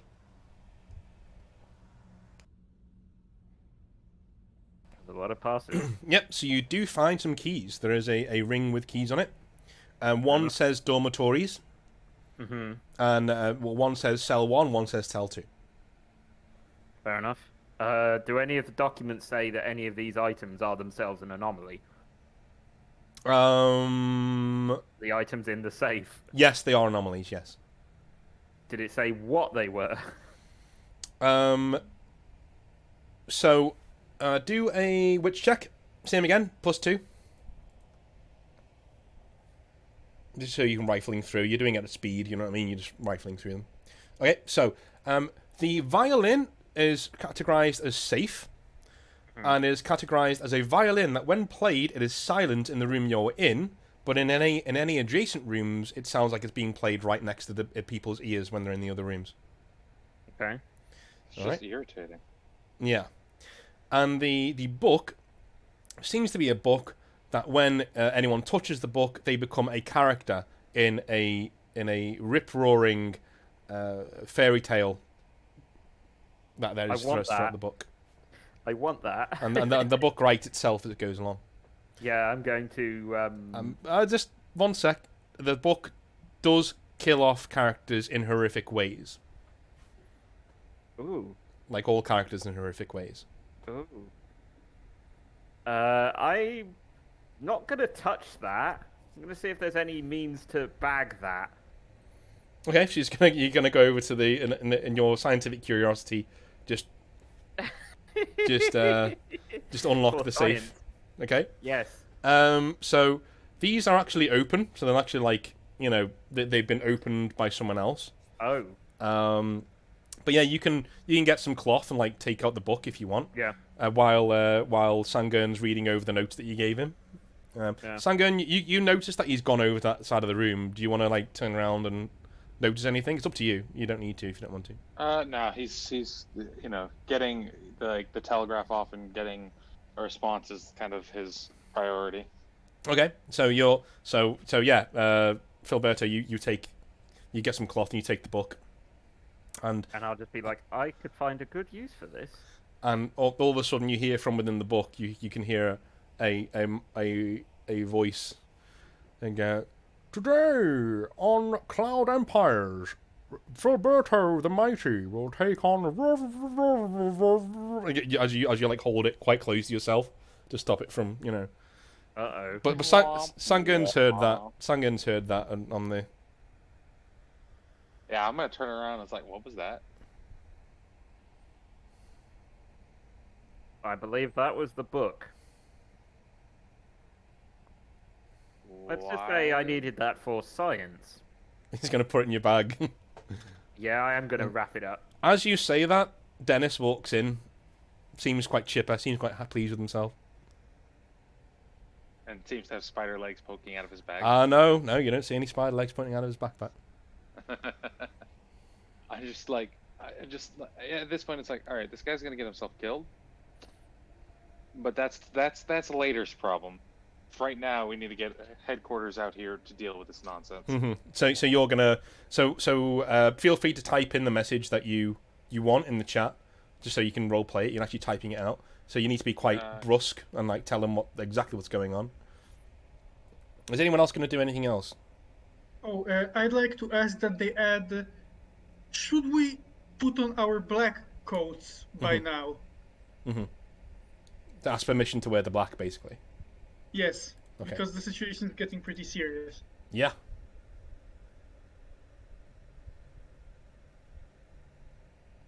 Alrighty. Situation is getting quite serious. You're right. So, Filberto and Dennis, you guys are standing around, both looking quite sheepish, and neither of you knowing exactly why. I think I'd be rather terrified considering what I found out is in a room I blockaded. Yeah, are you going to spread that information, or are you going to keep that to yourself? Wait, I need to get specific wording. So, I think I know where the rest of the Black Other crew went. They're still in the dormitories. As far as I know, they entered but never came out, so they should still be there. I have a key. Maybe Yeah, I this will work. barricaded the door. I don't think we should go in there as of... Okay. I mean, Is the it's a metal... locked room. Should we just leave them there and hunt the monsters outside instead? I'm gonna say we knock on the door. No. They had sex, and they're not nice kind. You know the. Well, You know what I not mean, right? well. If the door's barricaded on the other side, No, I barricaded it on this side. I don't know about the other. well, I thought you said we can check at least. I was going to recommend we at least knock. We barricade the door. Keep the door Sure, barricaded. let's poke the bear with a stick. It's not like we don't have enough problems. Let's first deal with what is outside, and in like a week we can come back and deal with what's on the inside.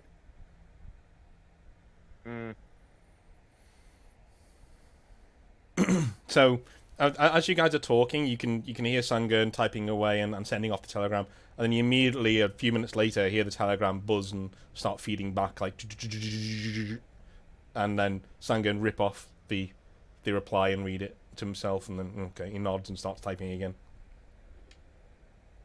Where was the street that the note we had suggested that we would be able to find Gray? So you've been to his properties already? I think you've been. Yeah. Well, when we found Ellis, we found on Ellis's body, Filiberto found a note that suggested that they were going to the creatures, or at least that Ellis was going to go meet with the Broodfather Gray. Yes. At a location. Yes. You do not. Yeah, that wasn't specified, unfortunately. Oh. Yeah. Now I'm looking at my notes, letting you in behind the curtain there. No, it wasn't specified. Okay. Sorry, I thought I remembered wrong then. Are you guys? So the only thing you guys have not seen now is the cells. You can leave them be if you want, or you can lock inside. You can do whatever you want. It's up to you. I'm just telling you what's in the room that will catch your eye. I look inside. So one cell is completely empty. And the next cell, there is a little boy wearing what looks like a metal apparatus on his head. Looks like a saucepan. But it's like over his head and strapped underneath his chin. And he's rocking back and forth. And he looks up and says, "Oh, hey." Does the boy look as if he was fed? Yeah, he looks quite malnourished, but not like he's not about to die or anything. Okay, so what are you? What do you mean? Well, I'm like a bit vampire, a bit human. So what are you? Human last time I checked, I guess. And he just looks down. Why are you in here? Well, a few weeks ago, like a few guys in black turned up to my mom's house and they basically took me here. Said I had some sort of gift. I don't know. It only works when I take off my medicine, though. Gift, you say? Okay, so you currently can't use that gift. No. And what is that medicine? Oh, she like taps the saucepan on his head. It goes dunk dunk dunk. He says, "It's if I take this off, I can read people. I can see what they are, see what they what I can see what they need to do to be happy." Oh. Mind if I keep this one? Because this is... We can just keep the frying pan on or something. I mean, this is... Can I inspect the frying pan? Sure. Could actually be... Sure. Go ahead. I mean, for begging? Or for spying? I guess I'd need to roll a wit for that. That would probably be scientific related. So I love how Dennis's orphan like Fagin instincts are already kicking in. Now he can use this kid to go and get but yeah, go ahead, Philbert, roll. All right. So you can see, it seems to be something that blocks certain brainwaves. You've seen them used in torture devices before. Generally, they're used when the person gets severe headaches when they take it off. But the headaches don't come for a little while. Like he should be okay if he takes it off, and I'll ask the kid, did you ever have any headaches? He says, yeah, well, until, well, a mage gave me this, and it seemed to stop, at least overnight. And then when I wanted to use my gifts, I'd take off my medicine and talk. Can you take it off now? Sure. Do you want me to? Yeah, okay. All right. So he do you want me to? She says, "Do you want me to read him?" And like just points over to Dennis. Can you read people that are out of line of sight? No. Oh, You have to. if they're around, I know there's another guy over there. I can read him too. Like there's no. No, don't read people without permission unless I tell you to. Read me for now. Okay. So he takes off. He goes, "I'm gonna take off my medicine now." He takes off his medicine and his eyes go from being normal to being all black, and he just like stares into the distance. I'm gonna still have my rifle drawn. In that. Okay. So he stares into the distance, and he says, and he looks at you, Dennis, and says, "Pain to the body, but you get up. Odds stacked against you, but those may as well be evens after the hand you were dealt. You stay at the table and keep dealing, drinking red wine that tastes of metal. You don't want to be alone anymore. Forecast, cloudy, with a chance of friendship." That sounds seems oddly to be- wholesome. Seems less useful than I thought it would be, but still, you can probably earn your keep. He stands up and comes to the thing without his medicine on, and he looks out the bars, and he goes, and he looks at Sanga and he goes, "He looks cool. Can I read him? Can you ask him? Can I read him?" Yeah, did you read any of the people in this place? Yeah. Anything interesting? Anything particularly strange? Well, when they asked me to read them, they were much kind of like you. They were sad, or they felt a lot of pressure. They were, I don't know, like they just. Did they at some point start thinking about a lot of adult stuff? Yeah, I stopped. I put my medicine back on when that started happening. When did that start happening? Well, last meal I got was 3 days ago. And when did they? So 3 days ago. Mm-hmm. Did you hear any sign of life? Any sound or? No, I assume they went off on a job, but that there was a lot of well, there's one called Janine. She was always quite nice to me. And she told me to not look out of the bars. There was a lot of screaming going on, and then after that, just a lot of weird sounds, and then they left, and I haven't really looked out the bars since. You guys are the first people I've seen. Can I read him now? Can you detect the presence of other minds? Yeah, but it only really comes in You can read him. You can read him. Just keep yeah. it to yourself. It only comes in like a vagueness until like I talk about it, and I can't really read without talking. I can't help myself. I'm sorry. And put on your frying pan back home later. Okay, so he looks at Sangun and like his eyes go black again, and then Sangun, do a witch check for me.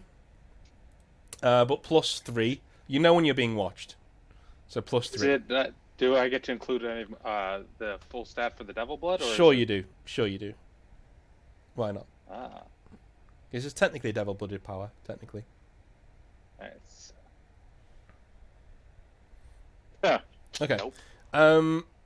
He's not making any sort of attempt to hide it. So you kind of do notice he's looking at you, and he's like trying to like get you over to come over to him, but you're sensing nothing but like childlike. This guy looks fucking awesome, and I just want to look at him for a bit, basically. What are you gonna do? You're gonna stand there. You finished your message now. You're gonna stand over there. You're gonna go over to him. I think I'm gonna. I'm probably gonna read the reports more in detail, and we still have the other note that that had the information from the other note we got off Ellis. Mm-hmm. So he's trying to come up with a plan rather than Okay. He's letting them do their thing. He's I think in the time they spent together, he's kind of realized that they are very hard to keep on track. Yeah. So You can hear him on the other side of the room. He just says, so he looks directly at Sangan and says, you have a hunger that's not really yours. At least you don't think it is. You try to do better than your lot. You hate the smell of blood and how it makes you feel better. You wish your knuckles would stop itching when you're trying to sleep. Forecast, rainy, with a chance of redemption. It's gonna kind of look at him and just like look at the others. I'm a little confused because I think when I was focused, I didn't really catch what they were talking about with him. Mm-hmm. I don't really know what that he's like reading people. 'Cause I think this it's not a small room, right? No, it's not small. It is quite actually. You can hear. You could have heard the entire conversation if you really wanted to. Yeah, but if I wasn't like since I wasn't focused at it, I think I've missed most of it. Cool. So just kind of bits and pieces. So the whole reading thing doesn't really. He doesn't really, know that's what's happening. So he just kind of hears that and he's kind of confused. Yeah. But I imagine the looks on the other two faces, would be something that he should probably remember this. Well, he's So it's like the kid just shrugs and goes, sometimes it's useful, sometimes it's not, And then he looks to Filberto and he sort of looks like kind of unease, but then he just like looks away again. You ain't scanning me, boy. He says, he just looks at you and goes, you sort of really get the sense that he already has. Yeah. And he says, he puts the medicine back on and says, I don't want to do this anymore. Let me put my medicine back on. Good. Like, he looks like absolutely terrified and goes and sits back down again. All right, so this other mind you can sense. You said that you could sense someone else. Can you read them? Well, let's maybe leave him alone. He had a hard time. Probably should take him with us so at least we can get him some food. Yeah, he perks up at that straight away. The log suggested that there was someone else here, based here, that I guess maybe you're able to pick up on. He says, well, there were several people here. All people, like, wearing black most of the time. But they weren't, like, the other cool guys. And he like, you can see him rustling around in his cell, and he picks out this dime novel, and he shows it to you. And it's like, and it says, like, the Blackcoats go and, raid this tomb and bumfuck Missouri. And, like, it's just all there. And he's like, yeah, these guys are, they weren't these guys. But they kind of like that, but like, but I haven't seen them in a while, and I can't read them if they're not, they're not in this room anyway. I can't read them if they're not in here. They're not in this room. Interesting. So I'm gonna kind of interrupt them at that point and kind of show them that our orders. And say, all right, well. We've got to try to find where these guys are. I guess our best bet is to follow the howling. Well, they need people to reproduce. Shouldn't they go where all the people go? That theater would be an obvious place for them to... Yeah, but they're scared of light. I'm sure that has been planned for.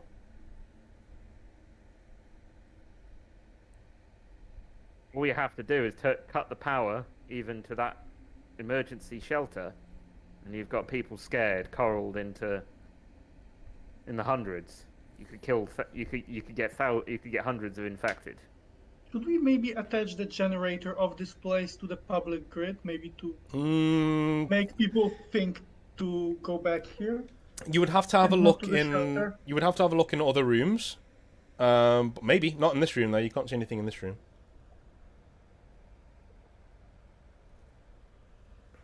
Well, I first want to see if the others are okay with the plan. Because might give away the black site if things go wrong. What, do we want to power up the grid? Yes, to use this generator, because then people might start going away from the theater. We'll have less casualties. Good idea. Though, is that really enough power? That might not be enough to power all the lights in the city. Probably Well, wouldn't another do. option is to just light up one house and lure the monsters here, if they really want to get rid of all the lights. That could work. That could That work. could definitely work. We could also look for the junction box, because if they've cut the power, they've probably hacked probably trashed one of the junction boxes. Probably Yeah, but repair can we that fix instead. it? They So- did it with a hammer or something. Are you guys going to look in different rooms then? You're going to head back to the other room and see what you can find? Before we do that, I'm going to send off another message to command. Sure. Kind of. I'll type it out. Sweet. Also, is there any food here nearby, or would that be found? Not during that, the- yeah, not that you can see. Not that you can see. Not in this room. Not in this room. I'm gonna knock on the dormitory door, the one that we barricaded. So you're going to go, out there and, you don't hear anything from inside. Okay.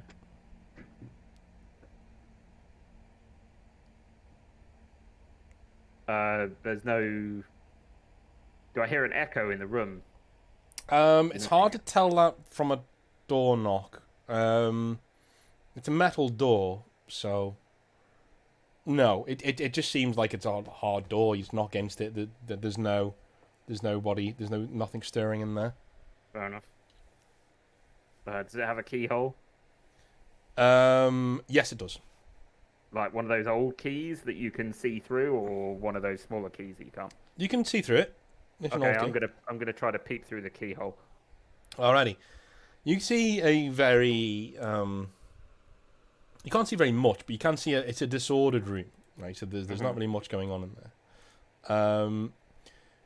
And you see you can see one person's hand sort of like in the air, but it's sort of like how do I say it? It's sort of like it's like a person lying down and their hands just like raised a little bit, but that's all you can see. You can see certain bits of steam as well in there. Fair enough. Steam. Interesting. Is it still very hot in the room then? Is the door hot? The door's warm.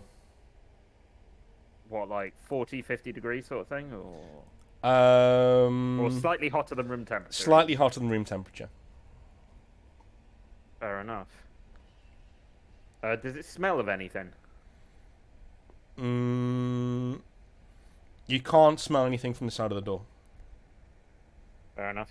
Does there seem so it seems like it's torn up a bit and it's very steamy in there. Mm-hmm. I'm gonna check the bathroom because nobody checked the. Okay. 1 second.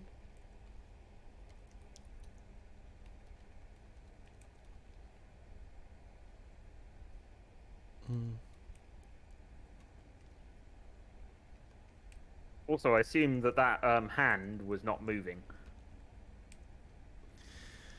Hand was not moving.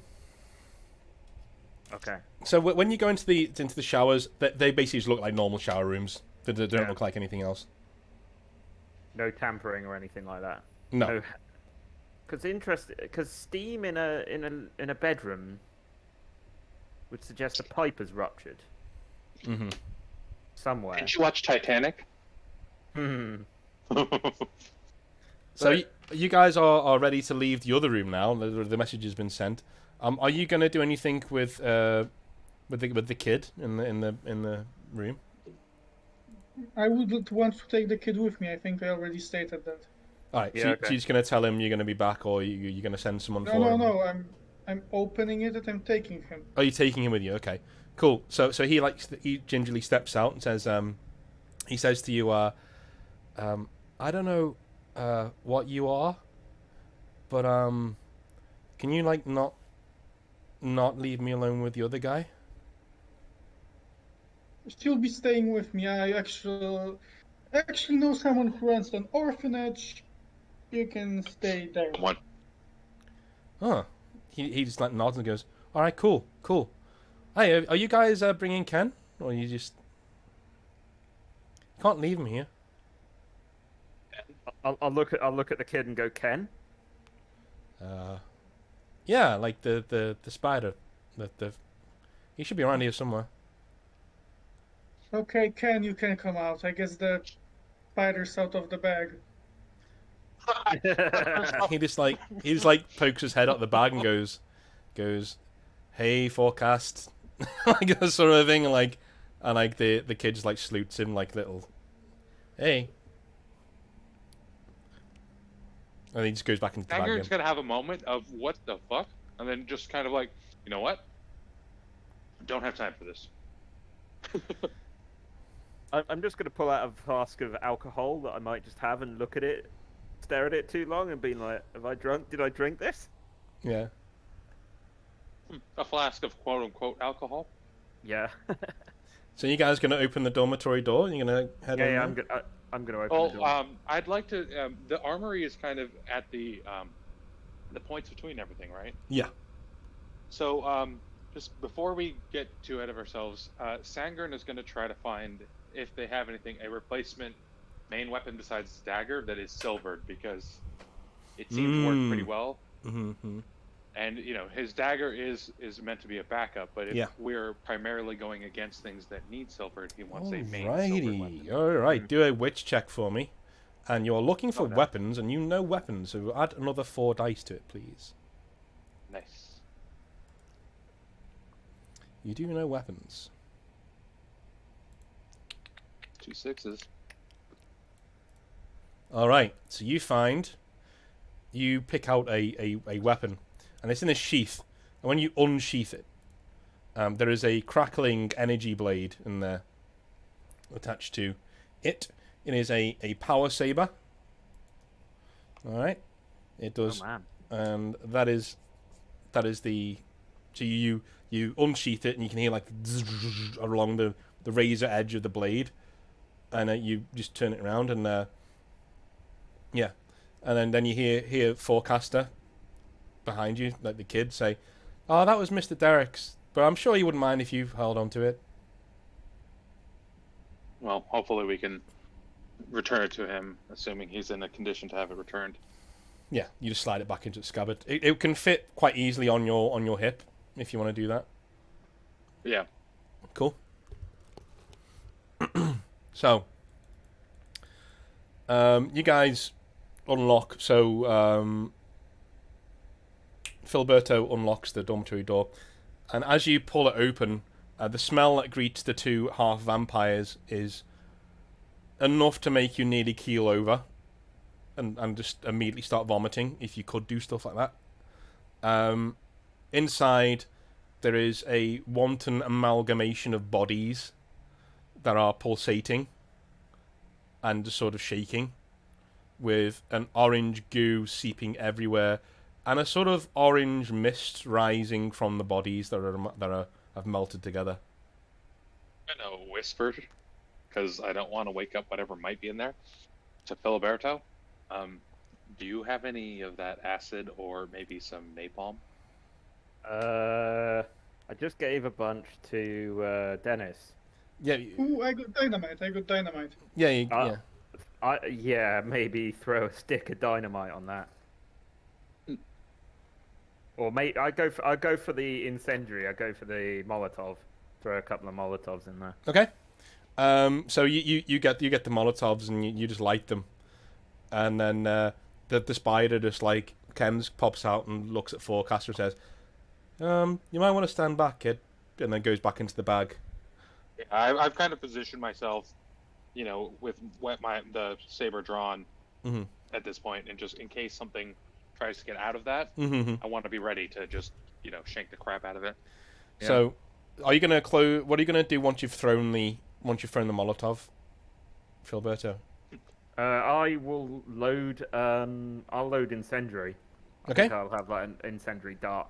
I will load that explicitly. Okay. If it doesn't like light, something with that generates fire will be generating light. So you can we? Sorry, but while everything's burning, can we step outside and close the door? Sure, you can. You're not even inside the room. You just opened it. Okay, I'm gonna stand with the metal plate I picked up. A rudimentary shield might be useful against those things. All right. So you throw this Molotov and you slam the door, and you can hear like a low moaning scream. Doesn't entirely sound like it's in pain, and it sounds like an asexual voice. Doesn't sound like a man or a woman. And eventually it goes down to an ebb, and then finally it goes away. And if you look, so it just goes away again. You can't hear anything else. I'm gonna look through the keyhole. This fleshy mass seems to have melted, like completely. But it's now goo on the floor basically. Fair enough. Could we try another one just to be sure? Yeah. Yep. So you open it, you throw another one. Nothing happens. It just burns away. So it's now crispy. It's now crispy goo. Barbecued. That's gross. Crispy Fair goo. enough. I will open. Shall we? I'm gonna very gingerly open the door. Mm-hmm. So you open the door. Smoke billows out, of course. Foul, rank, charred meat smell. That's very sweet. Like put a handkerchief over my face Yeah. before I open this door. Yeah, that's very sweet with rot comes billowing out. And you head on inside if you want to do that. Stop I'm me gonna if you stand don't. at the doorway. Yep. Not gonna get any closer than that. So you can see inside the room. This was around the middle of the floor, and your aim was true, so you were able to just hit the amalgamation of flesh. So everything around it is pretty much intact. So there are several desks, there are several, open parchments. There's all different things that are there, similar to what you saw in the other room. Yeah. I'm gonna go over to one. I'm going to try to not step in the orange goo. Yeah, you're gonna skirt the I'm going to burns. skirt the room, and I'm going to try to see if there's anything on the desk, like a journal or... Do a witch roll with +2.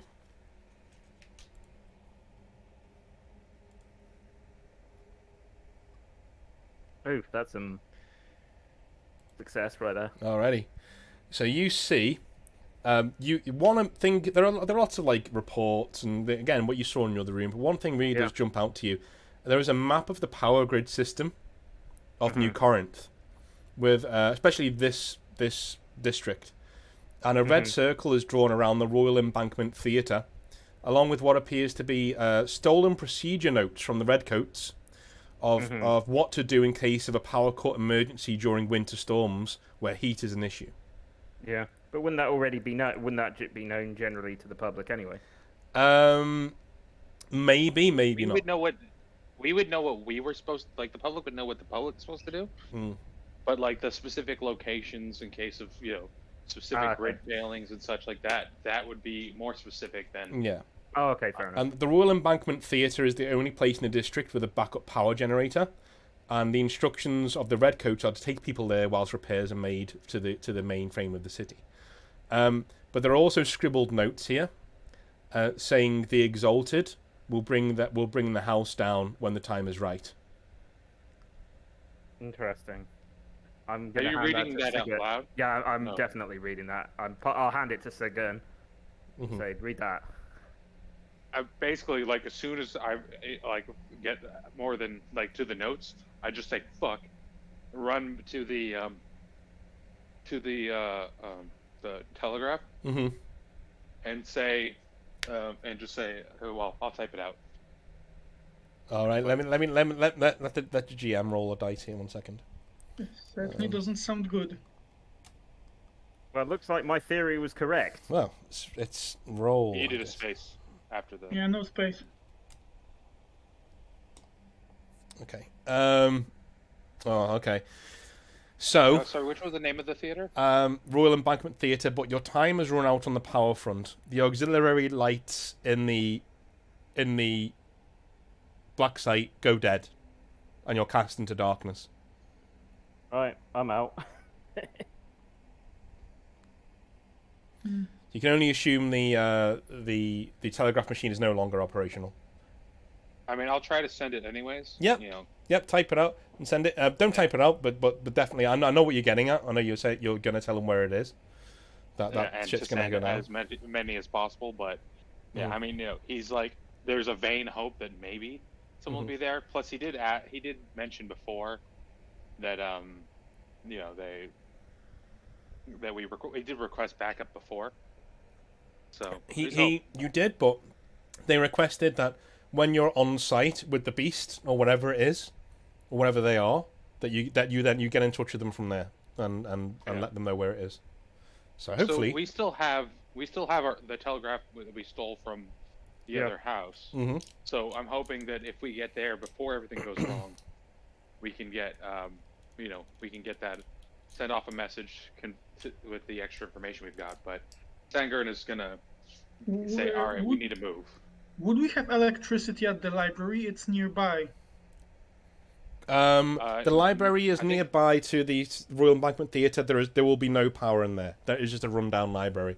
You don't have anything installed in there yet. You're just your new Blackcoats. We'll be able to build it up as time goes. But yeah. As it stands, we've not. We've only been there a short period. Okay, time to steal some horses and rush to the theater then. Yep. Alrighty. We putting on black, boys? Wait, do we have that with us, or you'd need to go? You need to go back to your. Unless you carry it on you, you'd need to go back to your. Yeah, I wouldn't have carried it on us, especially since we were told that there cannot be a connection back. Couldn't we use the black of the people that used to be here, or is that gone? That's all gone. Okay. They weren't Blackcoats. What little is there is now torn and burned. Yeah. Then I don't know if it's worth it to go back to the library or just to straight rush to the theater as soon as we can. Yeah, Sangern is going to impart on you guys that he has no intention of. He wants to get there as soon as possible to potentially send off the thing, but also. Wait, but we could tell people to flee from there. If we were the black, we have authority. If we were the black, we could have the authority to tell them to get all the hell out of there. Maybe, but by the time we get there, it'd probably be too late, because we're gonna have to get back to our spot, then change. Yeah. And get over that. Decisions. Yeah, so I'm going to give you guys 4 minutes to think that over. All right, we'll take a quick break, and we'll be back at UK time 22:20, and then we'll deal with the finale of the session and what the hell's going to go on. All right, see you guys in a sec.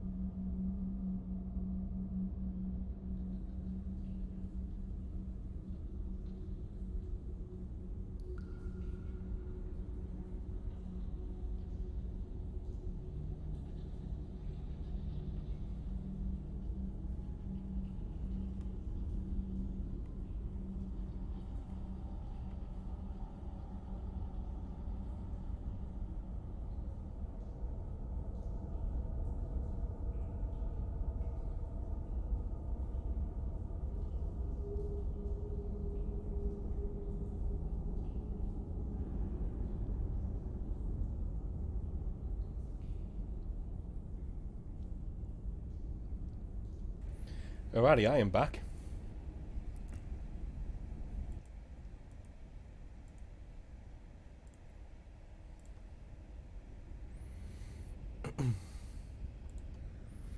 So look at the chat. It's kind of like to think, yeah, I can see that. I can see that. Yeah.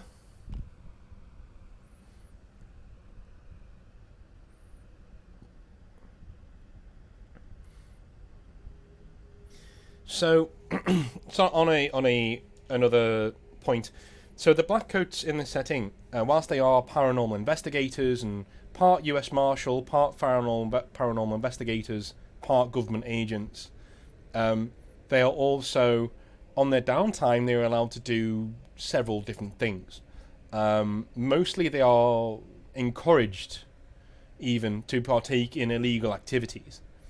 That's because the government like having Blackcoats near to the pulse of things that aren't good, because they're never going to get rid of corruption or crime. So it's good to have Blackcoats on the scene, just in case any of the stuff steps into the blasphemous or treasonous. Then the Blackcoats can come down on it. So Blackcoats normally they operate in the criminal underworld without anyone knowing they were even Blackcoats. Generally, when they're in public with their Blackcoats on and they're a known entity, they will wear metal masks with like a visage of a demon on it or something. One, for intimidation, and two, if they're quite well known in criminal circles, say if they're like a drug kingpin or something, they won't want people to know that they're Blackcoats, essentially.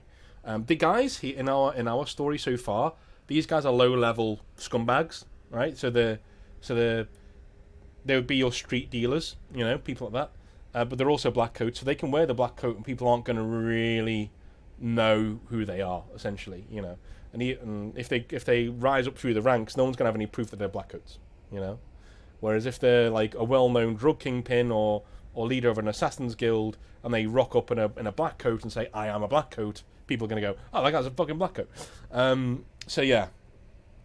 So not every session will be this. How do I put it? Story driven. Story driven, yeah. Sometimes they're going to be more freeform and problem solving and assassinations and things like that. Because I think you guys did decide to be assassins, wasn't it? You guys decided to be like assassin-y people. Two of you.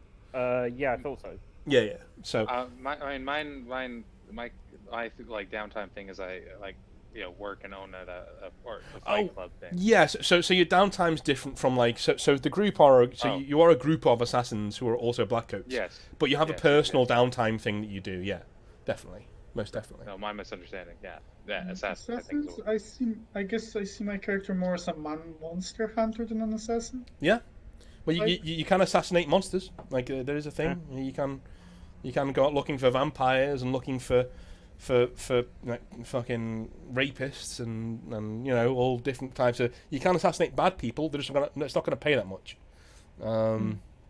It depends what you want to do with your life and what you want to do with your lair and what you want to do with your skills and your weapons and things like that. Generally, the worse things you do in Blackcoats, the more I'm going to reward you in terms of money, because the bad people in the setting have the most money, essentially. If you try and play it too nice, then your XP will go down and your money reward will probably go down as well. But doesn't it make sense to kill the bad people then if they have the most money, because you can then take their money? That's definitely going to be something that happens. If they're silly enough to carry their money on them, sure. But normally they get replaced by even worse people who then use that money to come after you. Essentially, you just got to raid their house before they do. Yeah. You could definitely try and get lucky and get a score. Yeah. Is it often that Blackcoats will fight other Blackcoats? Not generally known, because generally Blackcoats will keep their existence to themselves. So, but I'm willing to bet at one stage in the history of the Blackcoats, two rival gangs will have fought each other, and for some reason, two members of those gangs are like killing tons of people around them and have this like amazing duel, which only one of them walked away from. One of those people will probably think that guy was probably another Blackcoat, but then we'll walk away, that sort of a thing. Generally, if you see another Blackcoat, it's considered extremely it's kind of illegal and punishable by death to out them as a Blackcoat around other people that aren't a part of the Brotherhood, basically. Punishment for killing another Blackcoat. If you can prove that they were dealing with things that they shouldn't have been, there is no punishment at all. Even if it's your word against theirs, if you have evidence to say this guy was a demon, was summoning demons, or this guy was working against the crown, or this guy was, giving information to the enemy, to the Duskfall Empire, you're completely within your rights to assassinate them with prejudice, and then retroactively say to your superiors, hey, this guy was doing this shit, But you need proof. Me too. Mm-hmm. So, you guys are on your way. Let's just say you commandeered some horses. That's not a hard thing to do. Are you going to... Did we decide where we go yet? Because I didn't hear it. I think, Sangren, feels like we have to go to the theater as soon as possible. I think we should go to the library, because if we turn up and actually try to attack even the monsters, the redcoats are gonna oppose us then, or try to arrest us. Yeah. It might be worth doing. We need even if more people die, we need our Blackcoats just to be sure we can do anything at all. Hopefully the redcoats will give us some backup. What I will say is, people are so terrified of Blackcoats in the setting that no one, impersonating one is almost unheard of. People will wake up and find you face down in the gutter if you do that, basically. So if you were to go to a Blackcoat and say if you were to go to a redcoat and say, I'm a Blackcoat, let me in, most of the time they're going to let you in and then call it in. They will call it and say, hey, we've got a Blackcoat here, to the Blackcoats. And if they come back and say, no, there's no fucking agent there, then they would come down you like a ton of bricks. But if you give them your name... That's the plan. So just saying we're Blackcoats is generally enough. If you give them your name and say, I'm a Blackcoat, this is, I'm here to do this job, get the fuck out of my way, they're going to do that. They'll call it in, but they're going to do that. Okay, well that'll actually work for us, because we can have them call it in and say... That's assuming there are phones for them to use, but yes. Yeah, that's I think that's a solid plan, and that's something we would be aware of. Yeah. Mm-hmm. Yeah, it is. Yeah, then let's go with that, straight to the theater. Okay. Yeah. So you guys are riding through the rain. Send your child away? Yeah, well, I'm taking him with me. He seems useful. Okay, so you're going to send him to the hideout then, or are you going to take him with you? Take him with me, boss. Yeah, take him with me. If there's some easy line food around, pick it up, but no purposeful stopping. Like if someone left a sandwich on the street, might pick that up. Definitely gonna get killed. Okay. I'm calling him Saucepan now. So you're taking him to the theater. I'm just getting that so I know where everyone is. Yeah. Okay. Cool. Are we running there? Because I think that would be what Sandgren would aim for. How about all of you roll witch checks for perception to see if you can find horses, because you did mention getting a horse last time before we went to a break. We did. I did not find a horse. Man, I found evidence. You found 7 horses. Yeah. So everyone's like, where the fuck are they? And then all of a sudden, obviously, Filberto's gone around the corner and come around in the driving rain with some horses. He's got 4 horses with him, so you can take 3 or take 4. It's up to you. Can I look at the kid and say, can you ride? He just shrugs and goes, I could probably tell you what he likes for breakfast. I'll take the kid. I was gonna say Sangren could just kind of practically carry the kid one hand. Yeah. You can basically just yeah. That's fine. So you guys are. Could Sangren even ride a horse, or is he? Well, you're all Blackcoats, so you can all ride horses. There's no. He's made by size. I'm assuming that one of the horses you found was a Clydesdale. Yeah. So these are what's the word? These guys. Horses. Yeah, they pull carts. They pull things like that. Yeah. So Shire, big old fucking horses. So not the quickest, but they clatter along the cobbles quite nicely in the driving rain, and you eventually you have to swerve in and out of groups of people who are milling around the closer you get to the theatre. And when you get there, the lights from the theater are almost blinding the way that they go into the night sky.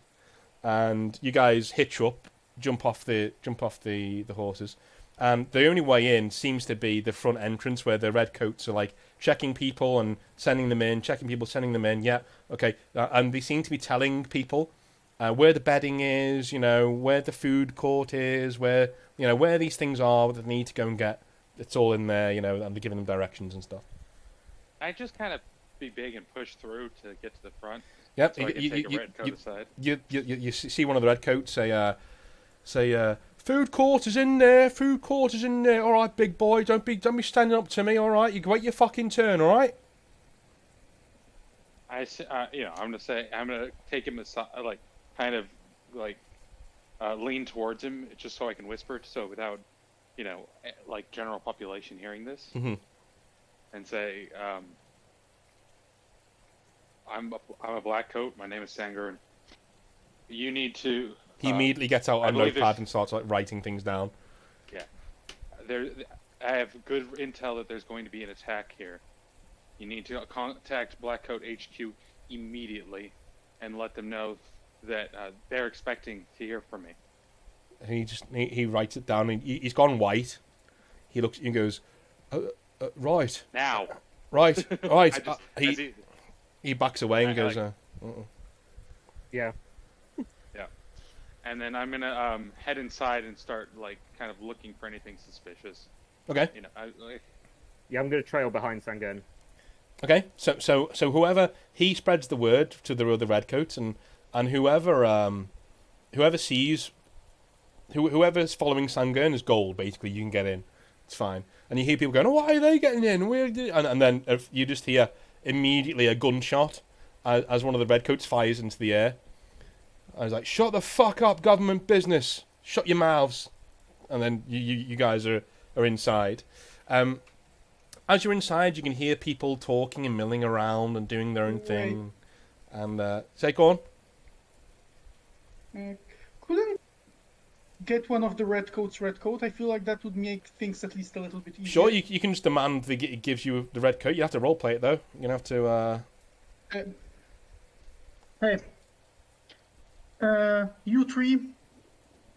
Give me the redcoats. We need. It will be way easier than you screaming here. I'm gonna put it out there that there's probably not a redcoat in this area that's gonna fit Sangern. Yeah, and I'm not gonna need one because I guess I could act like I'm a doctor in here. Okay, well, no matter what happens, all three of them take off their coats and immediately throw them at you, Dennis. So, you can take one and leave the others on the floor if you want. There's no problem. Yeah, I do that. Are the redcoats armored? Yeah. Okay, I'll take. I'm gonna throw. Yeah, I'll probably. My jacket's armored as well, but I'll probably throw one around the kid because I don't need the kid to get immediately murdered. Alrighty, so add another 2 armor to any armor score you have if you're wearing the red coat.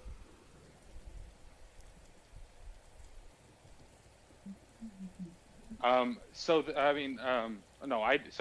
I was gonna say something, but Sangern isn't really aware of the whole empath thing. Mm-hmm. Not really, so never mind. Mm-hmm. As okay. We were.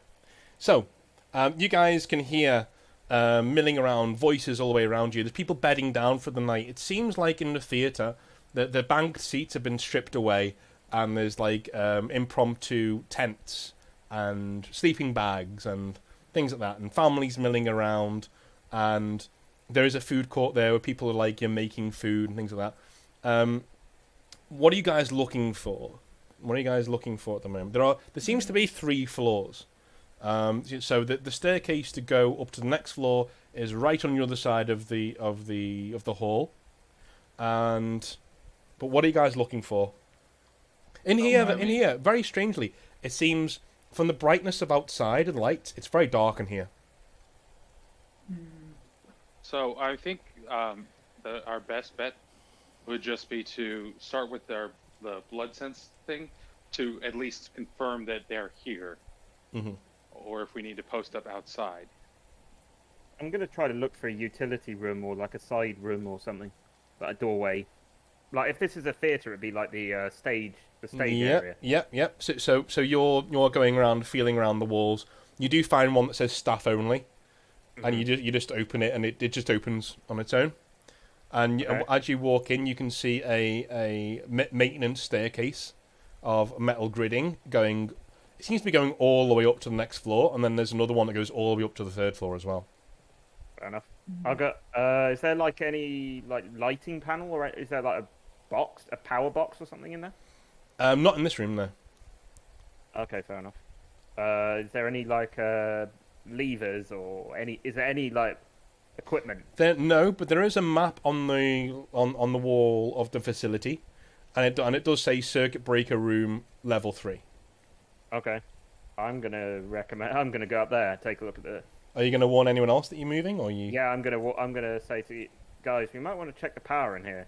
It seems to be too dark for this theater. Wait a second, I want to check a thing first. So, the kid, I remember he did try to read the minds of the Blackcoats when they started to turn, well, horny. So, I'd ask him to take off his frying pan or whatever, and to try to see if he can sense thoughts like that. Just like very weird graphic adult thoughts. Okay, he he looks at you like sideways, like ew, and he just sort of. As he's saying that, I would probably turn to the kid and say, the monsters we're hunting think like that. He just nods and is like, oh, okay, almost like hero worship sort of thing. Like, oh, okay, and he immediately takes off his medicine and just starts thinking around again, and he sort of goes he goes, ah! And puts it straight back on again and snaps it shut, and he just starts crying. I'm gonna just kind of crouch down to him. Was it them, or is there just too much? Both. They're up there. Well, he points vaguely upwards. And, as soon as he says that, Sangard's trying to be nice, but this isn't really he's kind of the all business. So as soon as he knows that where he needs to go, the whole gets up. He's on his heel and gone. Yep. Right, cool. And just kind of he'll maybe pat the kid on the way out, but but there's not going to be a whole you're going to be okay thing. No, he's got places to be. Yeah, so you just ruffle his hair, turn on your heel, and you're booking it basically to. When you look, you see Vilberto, and he's holding the maintenance door open with his foot, and beckoning you inside with his head, just Dennis, what are you gonna do? Well, pick up the kid and follow them.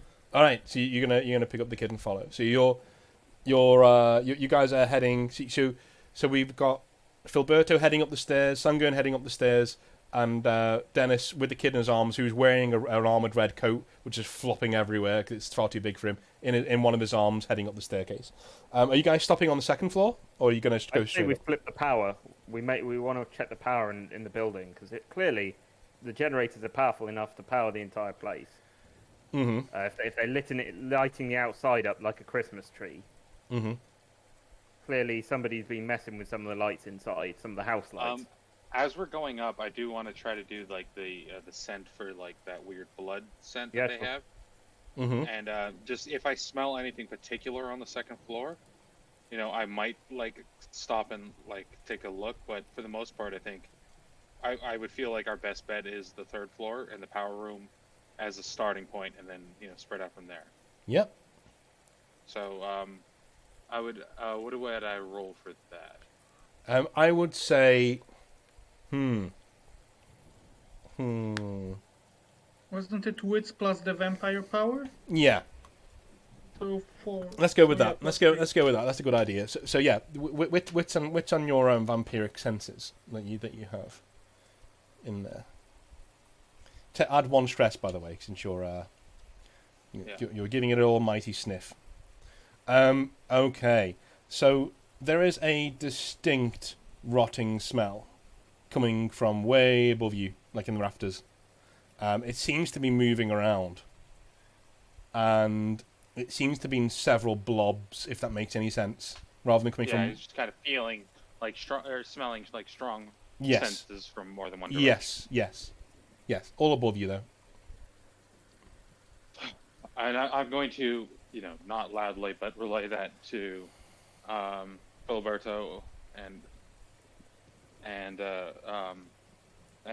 Dennis. I don't know why I'm remembering Filiberto, not Dennis. Dennis is the easy one. And I'm going to look And, at Dennis and say, maybe you might want those Molotovs out. Wait, is it on the roof or are we on the second floor and it's on the third floor? You're on the The second floor, Rafters. and it's looking at this. It's on the rafters somewhere. Like so we'd have to go up to the third floor to be closer to it, right? Mm-hmm. Or we use the dynamite, blow up the third floor, it falls down, and then when it's surprised, we chuck a Molotov on it. Yeah, but we might also kill the people below. I mean, We don't you guys need to are blow aware up the that whole we floor. are. We need to blow up just a bit, just a hole under it. It falls. We Molotov So the it. majority of the people are going to be on the first and second floor, right? Dean? Sorry. Go on. Say it again. You cut out for a sec. The majority of the people would end up on the first or second floor. They will be on the ground floor, milling around the bottom. If anything falls from the top here, it's gonna fall down there. So if the rafters fall down, they're gonna fall down on the people. There's no way around that really. Yeah, and maybe they're planning. It seemed to be that they were going to bring it all down, the house crashing down. So maybe we don't want to do that for them. No, I'm gonna just say, Filiberto, let's see if we can get the power, these lights brighter, and then I think you need to take some shots and draw them into us so that we can fight them on more even grounds. Okay. I'm gonna gesture at Dennis and say, "Can I have one of those fire? Got any more of those fire bombs?" Sure, have a few. I hand him 3, and then I talk to Kevin and hand 3 to the spider, and have it stand on the. If he agrees, stand on the ceiling a bit further away, so in case any of the monsters get past us, he can drop them as some sort of last measure. Okay. Sorry, I'm just picturing this murder spider with Molotov cocktails. Well, I don't imagine he can hold them, but he can press his body towards the ceiling, and the bombs are just on top of him. He can let them fall, but not throw them. Little web design. He can drop little web traps. Do you want to ask him to do that? Yes. So, ask him. Go ahead. So, how are you, Ken? Would you mind just chilling on the roof with these few things? And if something ugly, what if I pay you?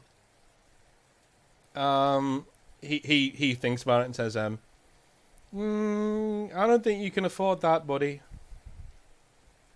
You really underestimate how much Blackcoats earn. Well, yeah. But, hey, if you want me to go up there and have a little look around for you, I can do that. But, in my estimation, when humans tend to see me, they tend to be, he looks over towards, the kid and is like, well, let's just say me and him didn't get along for the first few weeks. This actually might be perfect if humans run away from you. More empty space. Why don't you actually go... Yeah, that might be a good idea. Well, don't try to be killed. Walk on the roof. Okay. He tries to get out the bag. He's like, so just walk on the roof and walk around?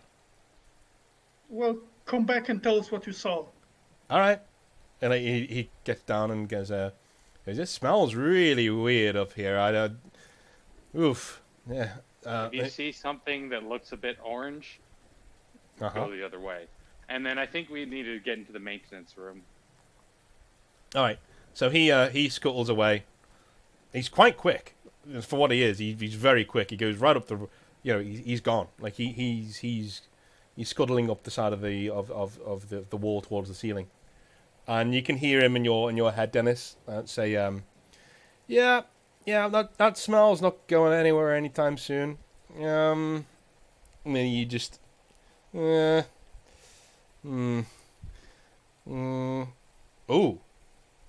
no. no. And then you see him just like backing away, back out of the darkness into the light, and he turns around, scuttles all the way back to you, and he says, yeah, there's at least 7 of them up there from what I counted. 7. Mm-hmm. I knew. Vodka, 2 bottles, Duskfall. Thank you. Yes, yes. You earned it. So, last time I nearly got hit by a single one of them and nearly died in an instant. There's 7 of them. Yeah. We're not taking them in a legitimate fight. We saw the map. Is there a room? Is there a door? Like, where's the maintenance room with respect to the stairwell? On the map, or on the ground floor? It goes from the ground floor to the second floor, to the first floor, second floor, third floor, and then there is a gantry heading up to the rafters. Gotcha. And where's the power? Where's the maintenance room? Does that look like a separate room that you could have put a door between you and the? Yes, there is. Yes, there is there looks like there's a doorway on the map. Yes. Okay, fair enough. So, looks like we might be able to at least barricade us in while we sort out the power. Dennis, are you okay with the spider crawling up your leg and then your shoulder and then into the bag? Yeah, he wouldn't really mind. Okay. That's not the type of thing he'd care about much. He's seen worse. So he just crawls up and says, "Oh, sorry about that," as he like goes over your crotch and then goes up around the back of you and then into the backpack. I just tell him, you might want to not stay in the bag, because we're going to fight these monsters, and I don't think you want to be there. He looks down towards Forecaster, who like just shrugs and like just holds his hand out, and the spider just crawls down into his hands. And he says, "Okay." Okay. Anyway, is there a way can we get to the roof? Like through a window? Because what if we just drop Molotov cocktails on top of them? Have a look on. Filberto, why don't you look at give me another witch check. Sure.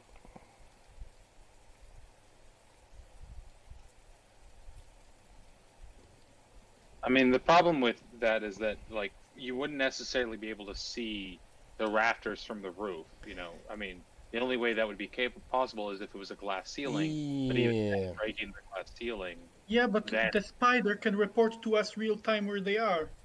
Yeah, but it's not about seeing them and getting to them, it's about actually getting a Molotov through the roof to the rafter. So, Filberto, you're looking at this and it sounds like a plausible idea, but it also sounds like a hell of a risky one. So if you miss the rafters, these Molotov cocktails are going to go all the way to the ground floor, where they're going to be landing on tents and people and things like that. So it's possible, definitely. You could open the skylight if you can get on the roof somehow. There isn't access to a window. You'd have to climb up the side of the building to get to the skylight on the outside, and then you can open it and do stuff like that, throw stuff down. But there are a lot of ifs to that plan. But it is a good plan. Yeah, I think we should still set the power on first. I think first thing is power, because if from what you've told us, they don't seem to do well in the light. No. So Sangan, as you think about whether the Ken is physically capable of drinking alcohol, you just hear a voice in your head go, "I absorb it, my man." I bask in it. I'm just gonna have. I don't think he's talking to my head, right? Yeah, I know he's talking directly. I heard him when he was talking about the alcohol. He's okay. Yeah, so he's talking directly mind to mind. Like you're sort of like, whoa, was that just me? And then everyone else hear that sort of thing. Yeah, I'm just gonna kind of look at and then look at the spider and like, you know what? Weirder shit's happened. Okay, I'm just gonna accept this and move on. So what are we doing? We heading up to the breaker room? Yeah. Alrighty. So Filberto's leading the way. As you get up onto the third floor, the breaker room, your 2 vampires or half vampires in the party, you start to smell a very definite rotting smell up here. Not as strong as the one from the rafters, but it's definitely around here somewhere. And I think it's handkerchief and sword time.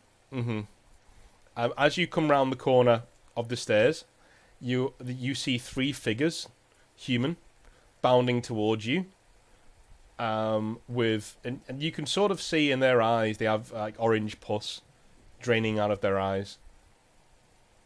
Can I like line up and do like a baseball bat swing with my brand new power saber? Why not? Like as they come at. Why not? Roll a normal. Just kind of like brace myself and like, all right, here we go, and wham. So it is strength. Can I use my giant trait with the strength weapons? What does that giant trait do? Here, I'll go to the actual trait so that I'm not. Well, I don't have the paraphrased version that I have on mine. But so giant. This character is giant among men. Add 2 die to any strength check. And add 1 to any presence check that is attempting intimidation. Ooh. I don't think that was for attacks. Creative, but I'll allow That's it. what I'm asking. I am doing a baseball swing. Creative, but I'll allow it. Oh, excellent. Go for it. So, and then +2 for the attack as well? Mm-hmm. This is going to be fun. Assuming I don't whiff the roll. I kind of whiff the roll. Yeah. So, you take the head clean off one of them. It's like vroomf, just like straight through his head. So his head is bisected, and he just like crumples into you, knocking you backwards a little bit. But the 2 failures that you got there, the 2 critical failures, means that the sword is embedded in the other half of his head. So you're going to miss a turn trying to get this thing out. The other 2. Sorry, go on. Oh, sorry. I would, if the weapon was stuck and there's enemies in the vicinity, I still have my katars and my daggers. So you can leave it so, there. Yeah. Okay. Can I shoot one of them with a fire dart? Go for it. Incendiary. Go for it. Yep. Wait, but they're standing on like stuff that they can fall down onto the people downstairs. No. You're on solid ground here. Okay. Yeah, you've come out. These ones were on the 3rd floor and charged us. You've come from the gantry onto the 3rd floor, so it's just like carpet beneath you. Brilliant. Okay, yeah. So you fire 1, 2 shots, bang, bang, and these 2 guys their heads just explode. Like a dart goes in one head, goes in the other head. Their heads actually expand. So they don't explode; they expand until they pop. Ah, nice. And a bit of and a nice like gore and viscera of orange hue and brains just gussets out with a little bit of flame too, because it was an incendiary weapon. Yeah. And you just see sort of like Philberto just look at his rifle and go, and then just like put it away again. So those darts were fired out. Is it like a compressed air rifle, or is it like a rifle? It's like a hunting rifle, like the ones they use for elephants. But I mean, like the ones that shoot darts are usually done with compressed air, CO2. But the ones that do actual bullets, bullets. There's the ones that like the range, like the the park rangers would use would be air rifles to shoot darts. It doesn't really matter. I like the idea that it's an incendiary weapon firing darts, like really good titanium darts. So let's just go with that. Like, my main point on that was noise. That's why I was asking. Yeah. Okay. So I'd say firearm. That would be as loud as a gun. It's a firearm. Yeah. So people downstairs are like, oh, and you can hear them shuffling around, and then you can hear the redcoats like go amongst them and go, "Don't worry, folks. Don't worry. Everything's fine. We're just checking on a few things upstairs. We had to like slam shut a few doors. Don't worry about it. Just go back to the food court. All right. Eat your fucking soup. Shut the fuck up. All right. Good. All right. No worries." Well, they already heard gunshots outside anyway. Cause, redcoats. Exactly. So yeah. Completely unrealistic. Exactly. So they calm them down. Yeah. I mean, I'm the noise downstairs. Sure, whatever. I'm more concerned about the noise above us now. Mm-hmm. So you are hearing definitely scuttling noises above you, but they're not whatever's up there isn't challenging you just yet. Okay. So was wondering if we were gonna have to barricade make the a run. door. Okay, can I hit throw a switch. Molotov on the ground just to light the place up somewhat so the Don't. Yeah. I'll put the power on. spread, I'll put the there's power fire. on. Are you Don't- diving into the room to put the power on? Yeah, I want to write it. Don't set anything on fire. Just Don't- yet. Just Okay. yet. Not yet. You do Because have it is a a wooden building, mostly. yeah, you do right? have a Yeah. finite number of Molotovs, I guess. Yeah. Good idea though. But Philberto, you're gonna dive into the room and like Yeah. you start messing about with breakers and things like that. I do a witch roll and add 5 dice to it because this is a scientific thing you're trying to do. So you're just like winding up the breaker and attaching the nodes and making Yeah. sure everything's working. I guess I have my savant bonus here as well. Yep. Okay, yeah, don't do the 5, just do the savant. Oh, Okay. But it God. doesn't matter, it doesn't matter, Yeah. doesn't matter. -3 of those. Yeah, that's still a rip-roaring success. That's a lot. So That is a power lot. power isn't just returned to this building, it's returned to the entire, like, 3 buildings around, And you hear ungodly screams from above you, inhuman screams. And anyone standing outside, immediately, everyone in the place looks up and sees these monstrosities hanging in the rafters. They already have a few people in their jaws, and so basically their back legs are hooked onto the chains that are up there, and their forearms are grabbed onto these people, and they're just chewing them. Yeah, they're just killing them. And Like, super gross. yeah, They hadn't heard any of these people being chewed. nope. So They because grabbed him real quick, real quiet, and there's a lot of noise in the theater. yeah, so you can see there's bodies that are too small to be adults. There are bodies that are old and infirm. These aren't people who are going to fight back. These are things that have been picked off for like an advertising snack. As soon as the people below see that, they're gone. Like Nope. the entire place goes completely fucking schizo. Nope, in all caps. You can hear bells going off around the place as people just book it towards the doors. The redcoats cannot hold them.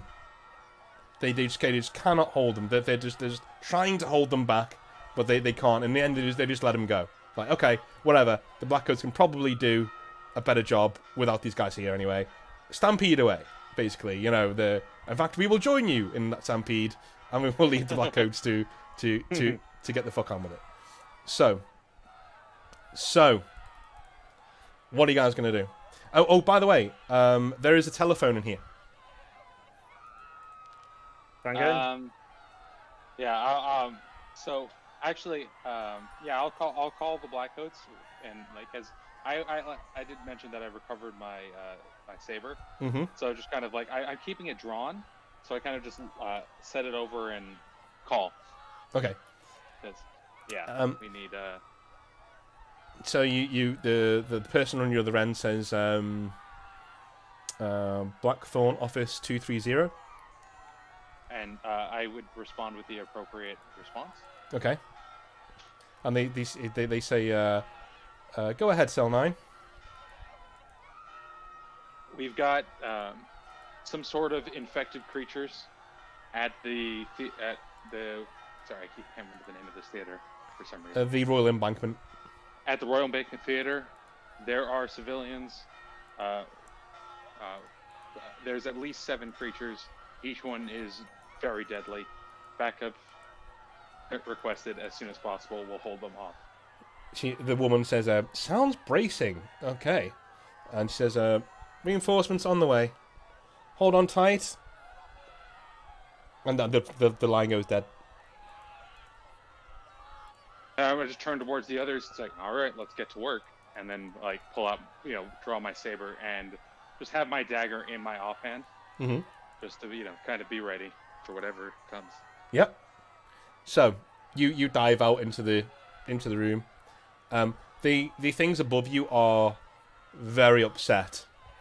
Bodies have dropped from the rafters where they've dropped them, and they're now diving down to the breaker room. One on either side of you as you head on out. So you can hear the screams of people still trying to get out downstairs. But there is one of these creatures on your right and one of these creatures on your left. What are you going to do? Are they trying to wince away from the light? They are, but you can get a sense that they know where the light is coming from, that they want to switch it off, or at least destroy whatever the fuck is switching the lights on. Fair enough. So, sorry, I mean, we can make a fairly safe assumption that they're going to be coming to us in any case. Yeah. Mm-hmm. So I think I would probably use the doorway as kind of a pinching point. Mm-hmm. Mm-hmm. And Yeah, same. Just Is there a door in the doorway? Yes. Then we close the door. you think those things can be stopped by a door? No, but it wouldn't puts be them. slowed down. Yeah. All right. It's So delayed. the door is slammed shut. Immediately, one of these shapes bursts. The door is thrown off its hinges, and the thing almost surfs the door into the room, and dives at. Who was nearest the door? Let's own up to it. Who was nearest the door? I would have been stood to the side of the door, Mm-hmm. but I think So I'm right next to the door. Mm-hmm. I guess Filiberto, you close the door. Where Yeah. would I'm gonna go Dennis- 1, 2, 3. 1, 2, 3. It's Filberto. And Sorry. yeah. So Filberto, this thing jumps at you and swipes. It swipes. Roll for. Whoops. Roll. 4d6. Boom. Oh dear. So it double arms you with its claws and then bites straight into your shoulder and is hanging onto you. The weight of this thing drags you to the floor and it continues to bite. You are going to take 12 points of damage before armor with 3 points of armor negation. Oh, that's me down. All right. Definitely me down. So you're basically, your head cracks the floor as you hit the ground, and you're just out like a light. Yeah. All right. Another one The red bursts. coat armor, but I don't think that does that. Another one bursts into the room, but it's not going to get a turn. All right. So the two remaining Blackcoats, you guys have a turn each. What do you guys want to do? Bear in mind, Filberto is currently being eaten, like full on. Yeah, I mean, I would, since Filiberto's or Dennis is probably closer to the one that's currently eating Filiberto. Mm-hmm. Yeah, probably. I'd probably go after the one that has just entered the room, so that Alrighty. another one doesn't start eating another one of us. Swingy, swing away. Swingy swing. Will I get my giant bonus to this? Yeah, why not? Thinking about how to save Filberto because I know my weapons are not very effective against this thing and I can't blow this thing up right now. Mm-hmm. Would I be able to just kind of like, aside from my attack, be able to toss him out with my silver dagger? Sure, why not? Or anything? Why not? I'll give you that as a free action. Okay, in that case I try to catch the silver dagger and stab the thing in the back of the head. Alright, so that's 2 successes there. Right, that's an attack that goes through. It's not trying to fend you off, so this just goes straight through. What's the damage on it? 8. And the armor negation And is 5. Ooh, okay. It takes... Alright, so you hack into it, and it hisses and jumps backwards, and a load of viscera just falls out of its shoulder, and it immediately starts knitting itself, but it's sort of favouring its left side as it skirts around you. It now sees you as an actual opponent now, rather than just prey. So we're going to Dennis. You're going to drive the dagger into the back of this thing's head. Yeah, should I roll? Yes, and it is a coup de grace style attack, so please add another 5 dice to what you're trying to do. Because it's not looking at you, it's literally consumed with consuming Filberto. It's not through his clothes just yet, so it's not like he's just knocked out. It will be in a... If you don't kill it here, he's going to lose part of his body, though. Okay, so I try. Okay, right. So you hammer the blade into the back of this thing's head, straight through. I'm gonna say that's like quadruple damage. Like, what damage does it do? There's no armor negation. What damage does it do? So the damage for the silver dagger against monsters is 12, actually. Yeah, so this thing's dead. So you hammer it straight back through its brain, and it in mid-chew, just as it's getting a mouthful of Filberto's shoulder, it just goes limp, and immediately starts to melt.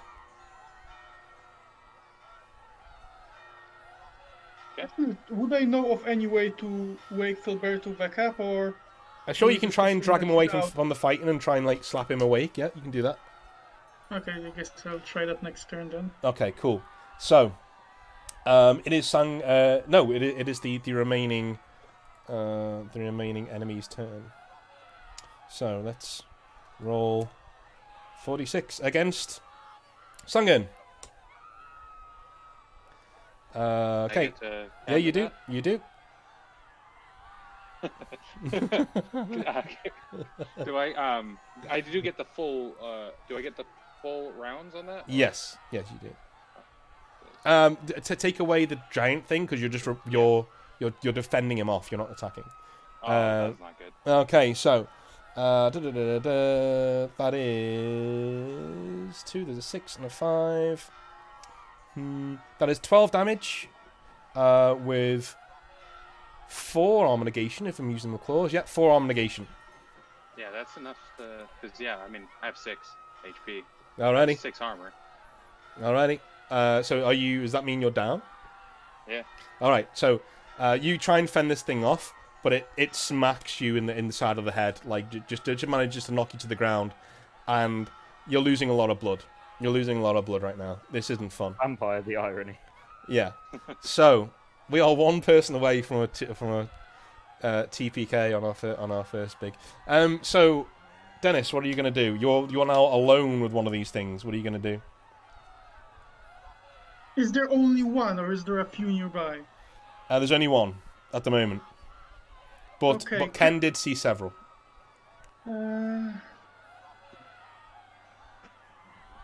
Can I use wound sensing and... No, that would be pretty useless now. Also, this thing didn't fight much. Okay, I'm gonna try to attack the thing with the silver dagger with my vampire bonus. Mm-hmm.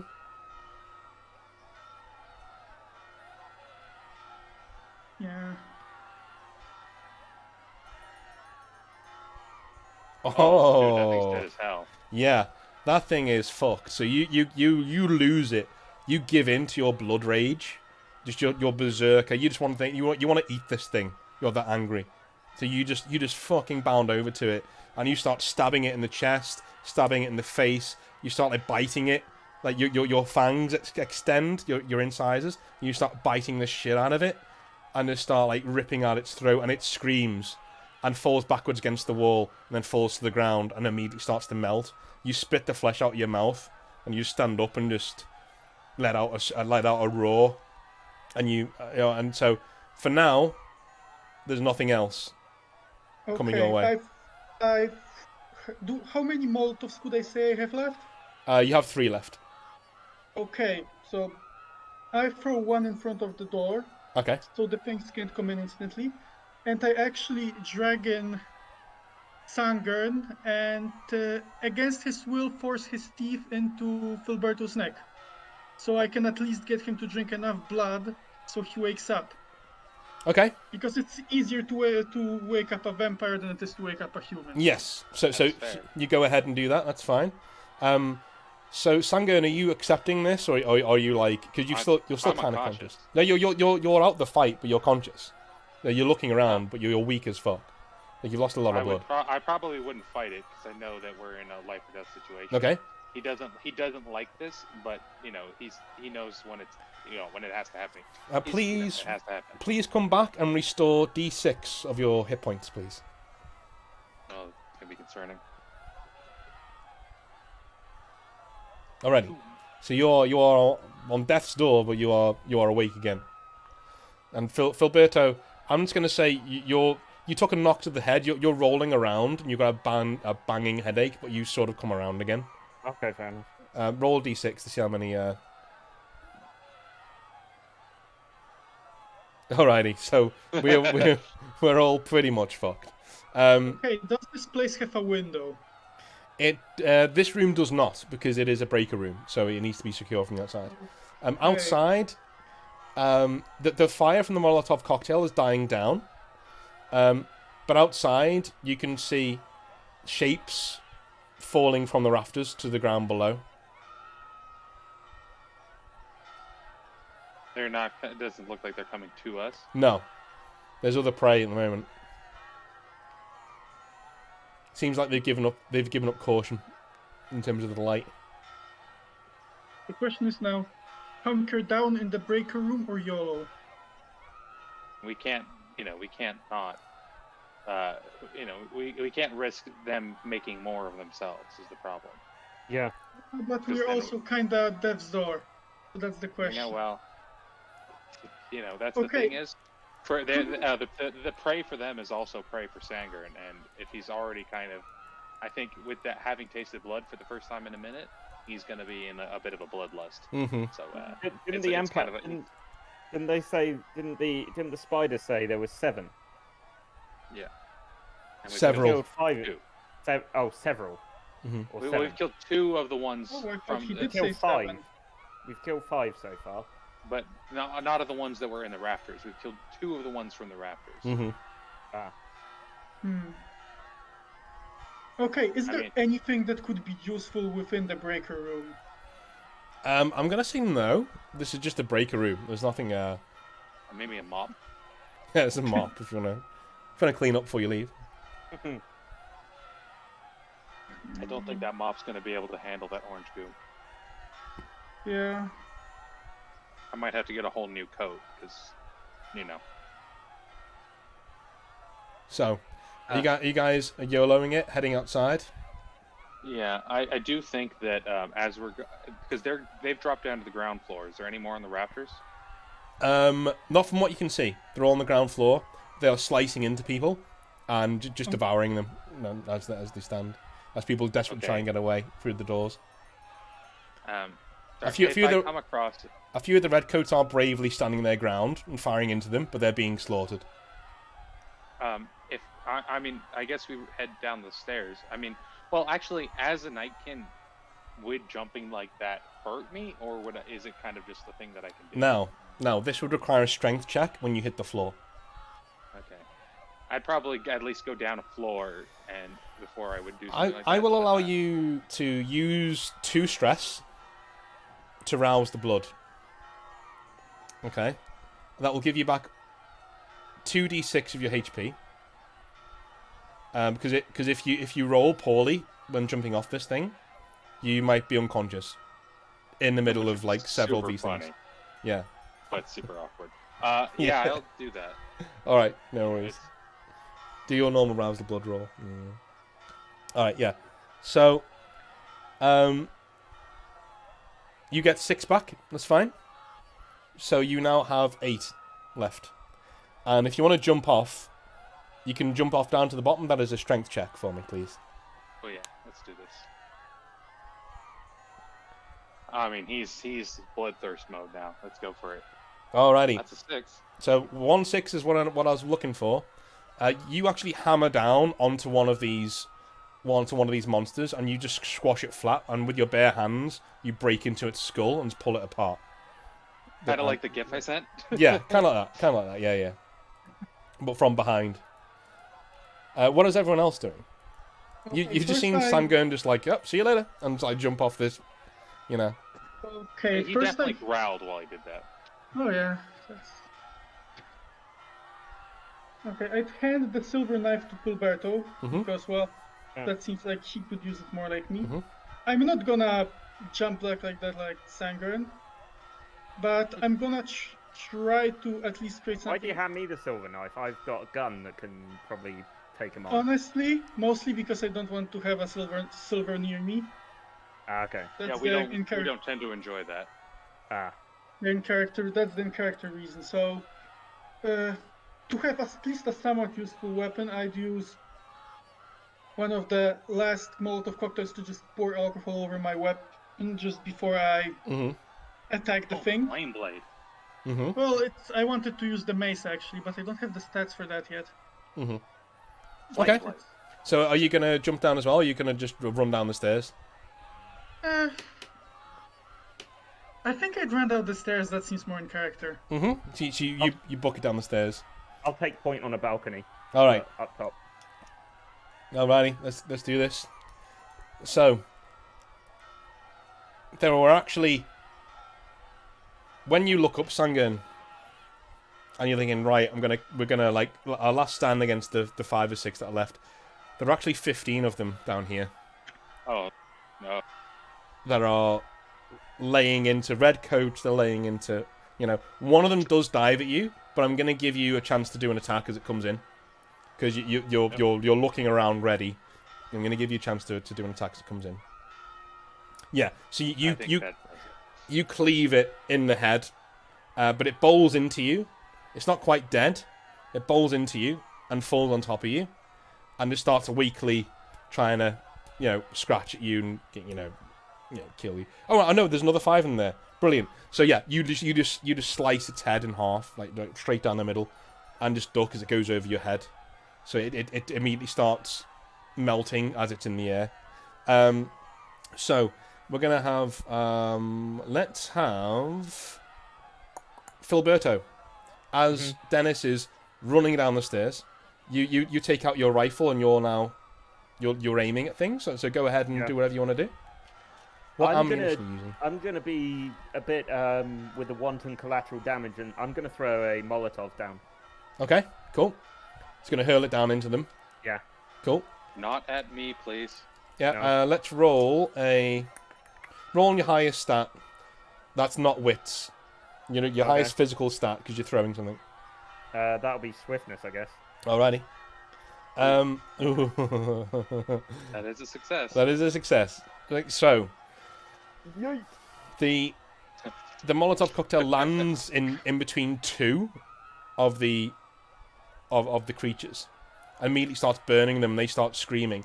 But Sangun, I would like you to roll a swiftness check just to dive out the way of the incoming attack. Okay. So Yep. you take 2 points of damage with no opportunity to save. It's just fire. You're a half vampire. You fucking can't stand it, and it's just on your arm basically. You pass it out like you're hissing to yourself because it burns you like 20 times how much it burns someone else. It's just horrible. Horrible. I'm gonna have words about the whole, I don't like fire thing later, but Yeah. for now, All right. well, I have slightly bigger fish to fry, so to speak. All right. Dennis shoulders his way through the utility door on the ground floor. What are you going to do, Dennis? You're seeing the Blackcoats are now pretty much dead. The last of the people are filing out of the theater as fast as they can, screaming, and you are now you see Sangun surrounded by these things, and you see Filberto picking off shots or trying to line up a shot after he's thrown his suicide Molotov. Okay, the situation doesn't sound too good. How many doors are there to this building? Just the one in. Okay. And there's currently like 30 people trying to get in out there.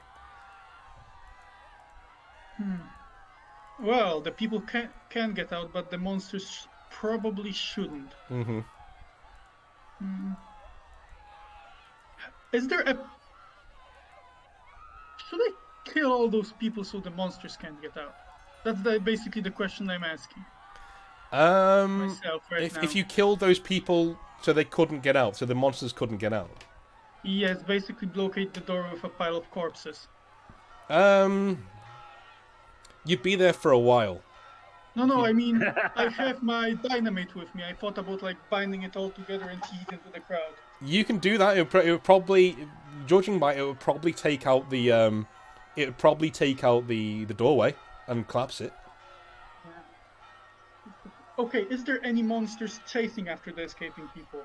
1 or 2, yes. They're getting ready to bound over to them. Okay, so I take the burning mace and would try to... try to at least get one of them in the head, if I can possibly. Go ahead and roll a full attack. With +2, because you're charging in.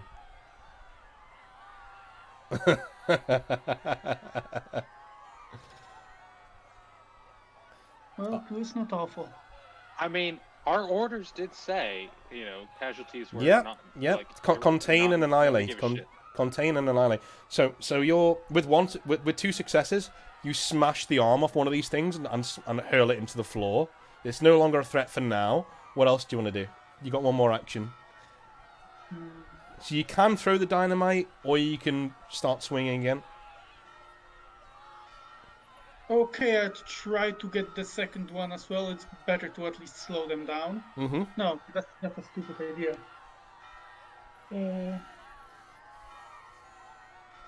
Can I put dynamite just straight into its throat?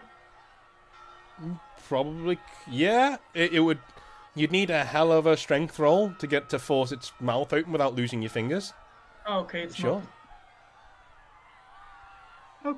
Okay, I just drop a dynamite on top of it and back Alright. away. Okay. So you're gonna slap dynamite on it. All right. Throw your largest stat that is not a wits roll, because you're not using your brain to throw dynamite. Oh dear. Well, that didn't work out well. So the dynamite is lit, and you hurl it. It is genuinely the worst throw you've ever seen. It goes straight over the fucking thing. It clatters into the wall above where the people are trying to get out and explodes. And the entire wall of that section almost collapses inwards on itself and buries the people there under a couple of tons of rubble. At least it's not getting out. There's that. All right. So the creatures are now extremely annoyed, and they've turned around to you guys now. And they're trapped in here with pretty much only us. Yes. Well, and a bunch of people who can't get out because door. I'm gonna Relax. roll 66. That's a re-roll, I guess. If I'm allowed, yeah, I'm allowed to do that. So I'm allowed one re-roll because I got a success. I'm just looking at the faction rules. 66. Okay, so oh, and one more. Whoops. Roll d6. And then we have one for the 66. I'm just doing the. Yeah, I'll tell you what I'm doing. Okay, I'll tell you what I'm doing in a minute. So, shapes drop in from the entire skylight bursts inwards with glass shattering everywhere, Reinforcements. and several black shapes just hammer down into the concrete. I'm gonna say there's 7 or 8, and they're all standing in the full black coats. These are all black dragon scale coats with. They seem to drink the light. So, like the light in the room from all of the fires near these black coats go out, and then the actual room begins to be shrouded in darkness. One of them turns to all of you and says, "Get the fuck down." I'm not going to argue. So this black coat hefts what looks like a device with a tank attached to it and on a huge nozzle, and just starts spraying napalm all over like left and right, and you can just hear the absolute screams of these creatures as they writhe and burst, and you can see like a few more black coats are unleashing revolver shots into some of the creatures that are trying to get away. The silver bullets just cascade into them, and they start exploding with wet mulches. And eventually, after a few minutes of this thorough toasting, the thrower stops. It's like a... And one of the black coats walk over to you and start like picking you guys up. And the lead one says... he looks at you and says, Edric Thomas, How are you? Not bad for a first night. Yeah, not bad. Looks like you started a nice barbecue there. Yeah, I wouldn't recommend you eat any of it. And so he walks over and just starts like towing through all of the mulch and he leans down Yeah, and that's definitely gone off. he leans down and snaps a medallion from the goo and says, "This is Derek Gray, I assume." And then he just his eyes sort of go like an ember orange, and then flames burst out of his hand and just melt the medallion. He said, "You won't be needing this anymore." And just throws it onto the ground. What was that for? Means he can pass through military checkpoints, Dominion checkpoints, things like that, as one of our approved agents.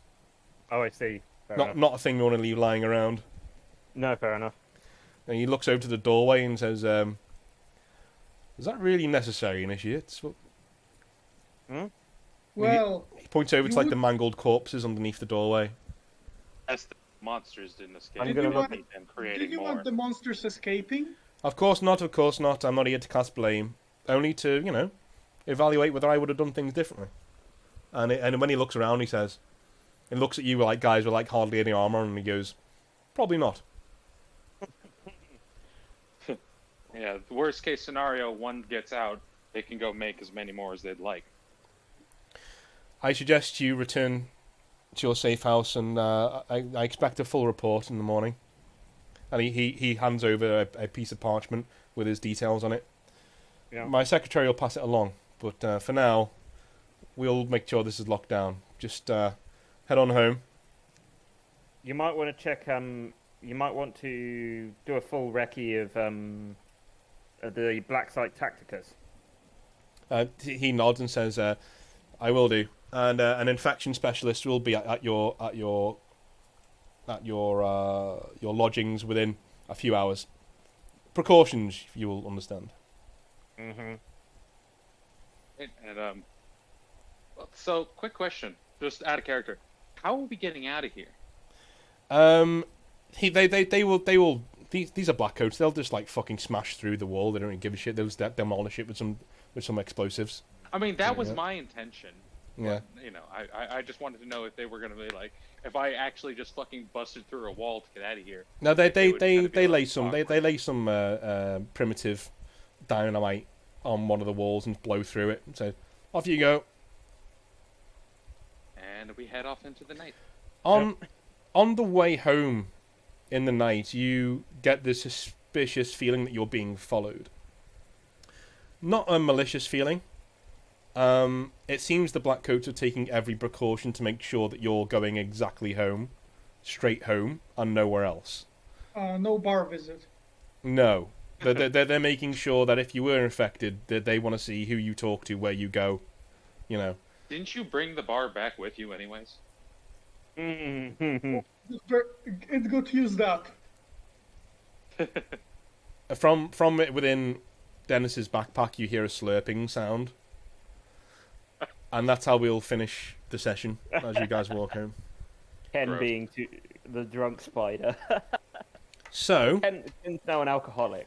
let's do some housekeeping before we end. So all of you went down apart from Dennis. So but I'm gonna let you. So Filberto and Sangern, you may spend 2 stress. Okay. To not take a minus hit to one of your core stats. Yeah, the minus. I'd rather not get the minus hit. Yeah. Same. That is something that is not on the rules yet, but you will be able to do it in the final version. So, add 2 stress, 2 more stress to your pool, and Very stressed right now. yes, you're gonna need some downtime. Well, You guys.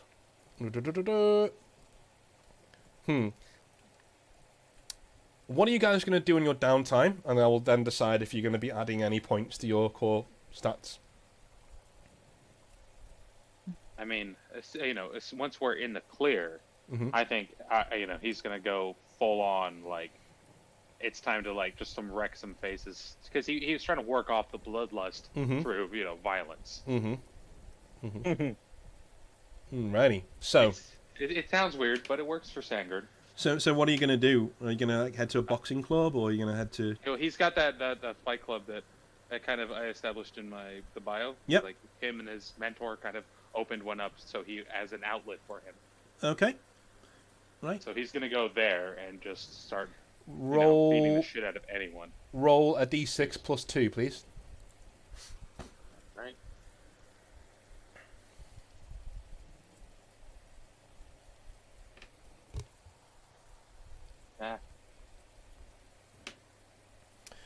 You lose 7 stress. Oh, good. That's how much I had. Lovely. Dennis, what are you going to do in the meantime? I assume you're going to be... We're planning ahead. This isn't happening now. It's what's going to happen in the week that we're not playing. So... do we get some sort of bonus pay for this stunt? You don't get paid as a Blackcoat. It's up to you to seek... This is why you are assassins. You get paid by assassinating people. You don't get paid for this at all. You get rep with the Blackcoats, though, which is very handy to have. I'm already putting that on the factions now. The factions have been doing things in the background before the session, before this week. But between last session and this session, like 10 minutes passed. So, the factions didn't do anything. But this week they will. You're not known entities at the moment. At least not outside of the Blackcoats. So none of this is going to really affect you. It's just how the city itself is fighting itself. All the different factions are going to be fighting, whether you're around or not. So, what are you going to do in the meantime? I guess celebrate, buy meat for the kids, buy drugs for myself. Mm-hmm. Probably, introduce the new kid to the rest. Frying pan, how was he called? Yeah, forecaster, yeah. Forecaster.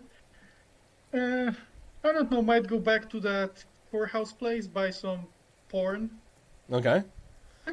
Probably just that. Oh, I'd probably get the red coat cleaned up. That may be useful in the future. Oh, yeah, that's quite... Okay, roll a d6 plus 2. That was a nice description. D6 plus 2. Go get some more porn. Yeah. Alright, you lose 7 stress. There you go. Yeah, I have 1 stress now. Nice. And Filberto, what are you doing in between sessions? I'm going to offer my... So, would we know of any other gang contacts? Other gangs? You certainly would. The nearest gang to you, let me see on the... Let me see... Ah, here we go. The nearest gang to you would be... It's actually quite a large one. The Sixth Street Crows. No, the Horrible Bastards. The Horrible Bastards. The Horrible Bastards. Yeah, I was going to offer my services as a torturer. Okay. See if they had any particular interest in anyone they wanted to talk. They would definitely require you to give them some sort of example. So go ahead and roll a witch roll, but add 3 dice to it because this is your shit. This is what you like to do. It's horrible, but standard. Yeah. So you easily, there's a guy there in the bar that they want you to get to shit his pants. So you just literally just roll over and you talk to him, then just inject him with a syringe, just in the back of his, and he immediately just shits himself all over the place, and they just say, "Oh, you're hired." It's his most important. It's his most important serum. Exactly. The pants shitter. Well, I'm actually going to say that you get a few vials out and you just mix it on the fly, and then just put it into a syringe and just go, "Hey, how's it going, Rob?" And he just shits himself. Yeah. So you're gonna hire your he calls it the brown noise. You're gonna hire yourself out. Are you gonna go around fetching warm bodies, or are you gonna leave that this week? I am gonna go fetch. Well, I would be torturing this particular man. Okay, I'd be looking for. I would be taking the job of them trying to torture. Nice. If they've got anyone they want to torture. So, I'll do money in right now. So, Dennis, you were on 120 shillings. Sangan, you were on 122 shillings, looking at this. And Filberto, you were on 120 shillings. You are now on 170 shillings. You were paid 50 shillings for your Nice. work as a torturer, and you may add the horrible bastards as a possible contact at level 1. So you're not quite known, but they know who you are. They'll take your calls basically. And also roll a d6 plus 2 for your stress, please. And that can be a gang contact for the group that you've got. So you lose 4 stress, or it could be a personal contact, either or. It can be both actually. You need to choose. Okay. That's all we need to do. All the rest of the stuff I need to do with the factions away from you guys. So we'll see who's winning what turf and who. There's a whole other side to this game that you've not seen yet, and that's this city living around you, as where you are. You are currently in your own district. You know, it's the Anvain Port district. You're in the Anvain Port Library building. You're there. It's a backwater of the city, but there's still gangs here, and I need to be deciding what's going on with the higher ups in the city and wars that are going on and what the hell is going to happen in the city in the next week. So what about the bigger wars? Well, that's it. There may be a draft. There may be other things going on. You know. So that is it for this week. Cool. I will let you all go. Thank you very much for playing. I will probably be on next week. Yeah, I will be. Yeah, I'll be around next week. So I will get you sorted out, and then we'll do it then. Mhm. Yeah, so we'll get that sorted out, and I'll get back in touch with you and sort out when we're doing the next one. Sounds good. Alrighty. Okay. All right, speak to you guys later on. I have one question. Yeah. Weren't we supposed to get +1 to Aha. a stat after a mission? Yes. Alright, Thank you for reminding me. The one more thing. Oh, I thought that was gonna be next week. That's why I didn't say anything. So, before I forget, then, Sangan +1 to strength, please. Add that in for your thing. I'm gonna say, and please stop me if you want it elsewhere, but you're gonna have to tell me why you get it because you've already told me what you're doing in your downtime. So, Dennis, +2 to presence, please, because you are working around, you know, all different types of people. So +2 to presence. I And mean, yeah, it kind of makes sense. I'm kind of just lazing around. yeah, and actually, Filberto, that will also be a +2 to presence because you've had to work your way in, and you know, if I give you any more wits, it's going to get ridiculous. You're going to have like 9 wits.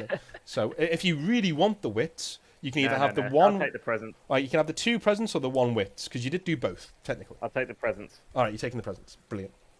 Alrighty. That's a lot of Awesome. presents. And that's just in case I forget next time. Fine. All right. Have a good one, guys. Yeah, you too. Yeah. Cheers. See you later. But So that was the end of the session. Thank you very, very, very, very, very much for watching. And we will be back next week, I think. Yeah, Friday, Saturday next week. See you guys later.